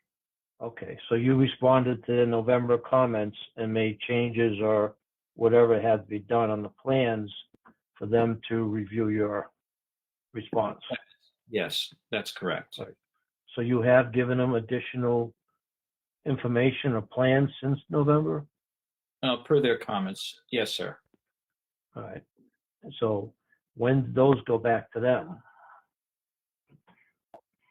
I'd have to check my notes. Honestly, I want to say last month, but I can certainly give you the answer to that when I'm in front of my desk again. Okay. I'm just trying to get a bit of time frame of, what's going on and why it's taking so long, and trying to straighten this out so that, if you gave it to them at the end of January, it's only been, 2 weeks. If you gave it to them January 1st, that's 6 weeks. So, just so we can know if they're really lagging behind or they're somewhat halfway there, or, I'm just trying to get a better idea. This may be factoidal, and my apologies if it is, but most of the applications that I have for solar in Ware, Hardwick, and Spencer are being handled by BSC Group. So they have a lot of work. We do as well. And I would just say that they have a lot of work to do, and so do we. And we want to work with them to make sure that we have a positive result. And I'm not casting any disparaging things onto BSC Group. I just would like to see their comments back and move the application forward, of course, just like everyone else. All right. Well, I was trying to get an idea of how this is going back and forth. I know I haven't seen any additional plans, I don't believe, They were since way back. My apologies. Sorry for that. Our comments were submitted in early January. So I would just offer them up. Maybe we did get them sent to the board and I just don't remember getting them, or I looked at them and forgot about them. But Todd, do you know if we've got those updated plans? I would have to check when I'm back in the office tomorrow morning. I don't recall, but I'll give a good look. Okay, thank you. I'm all set. I'm done. Thank you for your question. All right. And yeah, I guess the operative part of where things discern from all that is that is if as noted that ESC in Burton is working in a lot of other towns, so that if there's anything happening in Spencer that in particular that needs to be moved along, then let's make that happen. I believe I need to open, or actually, there's been no substantive discussion in regards to the nature of this, so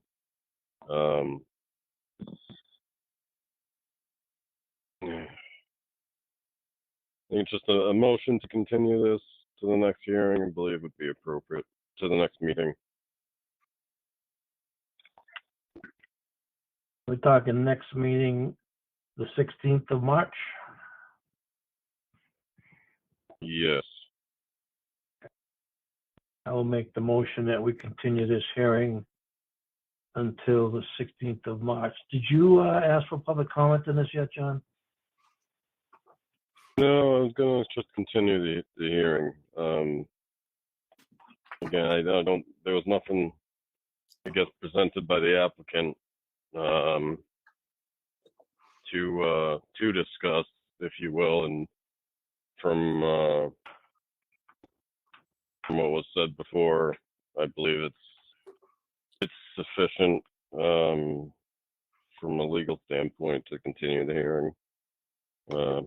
Unless the applicant's counsel would like to weigh in on that. Yeah, well, I think you're correct, Mr. Chair. In my opinion, at least, there was no substantive discussion. So it's perfectly fine to continue it without opening the public hearing. Everything we talked about was administrative. Yeah, and so to that end, Bob, that's essentially what Attorney Eichmann had relayed to me in the past as well. Okay. Well, you have my motion. All right. Motion made by Bob. Is there a second? I'll second it. Seconded by Maria. There's no further discussion. Roll call vote. Bob? Aye. Jeff? Aye. Maria? Aye. This before Paul, so chair votes aye. Hearings continued to March 16th. Thank you, guys. We'll see you then. Thank you, Mr. Thank you, Chairman. Mr. Chair, to the members. Thank you. Moving on. Jeff, I gotta make a phone call for work. I don't know how much there may or may not be left in the meeting, but we feel like taking chair over for a few minutes. Yeah, all we have left is the town planner report and the liaison reports, right? Why don't we just skip those to the 2nd of March and then adjourn?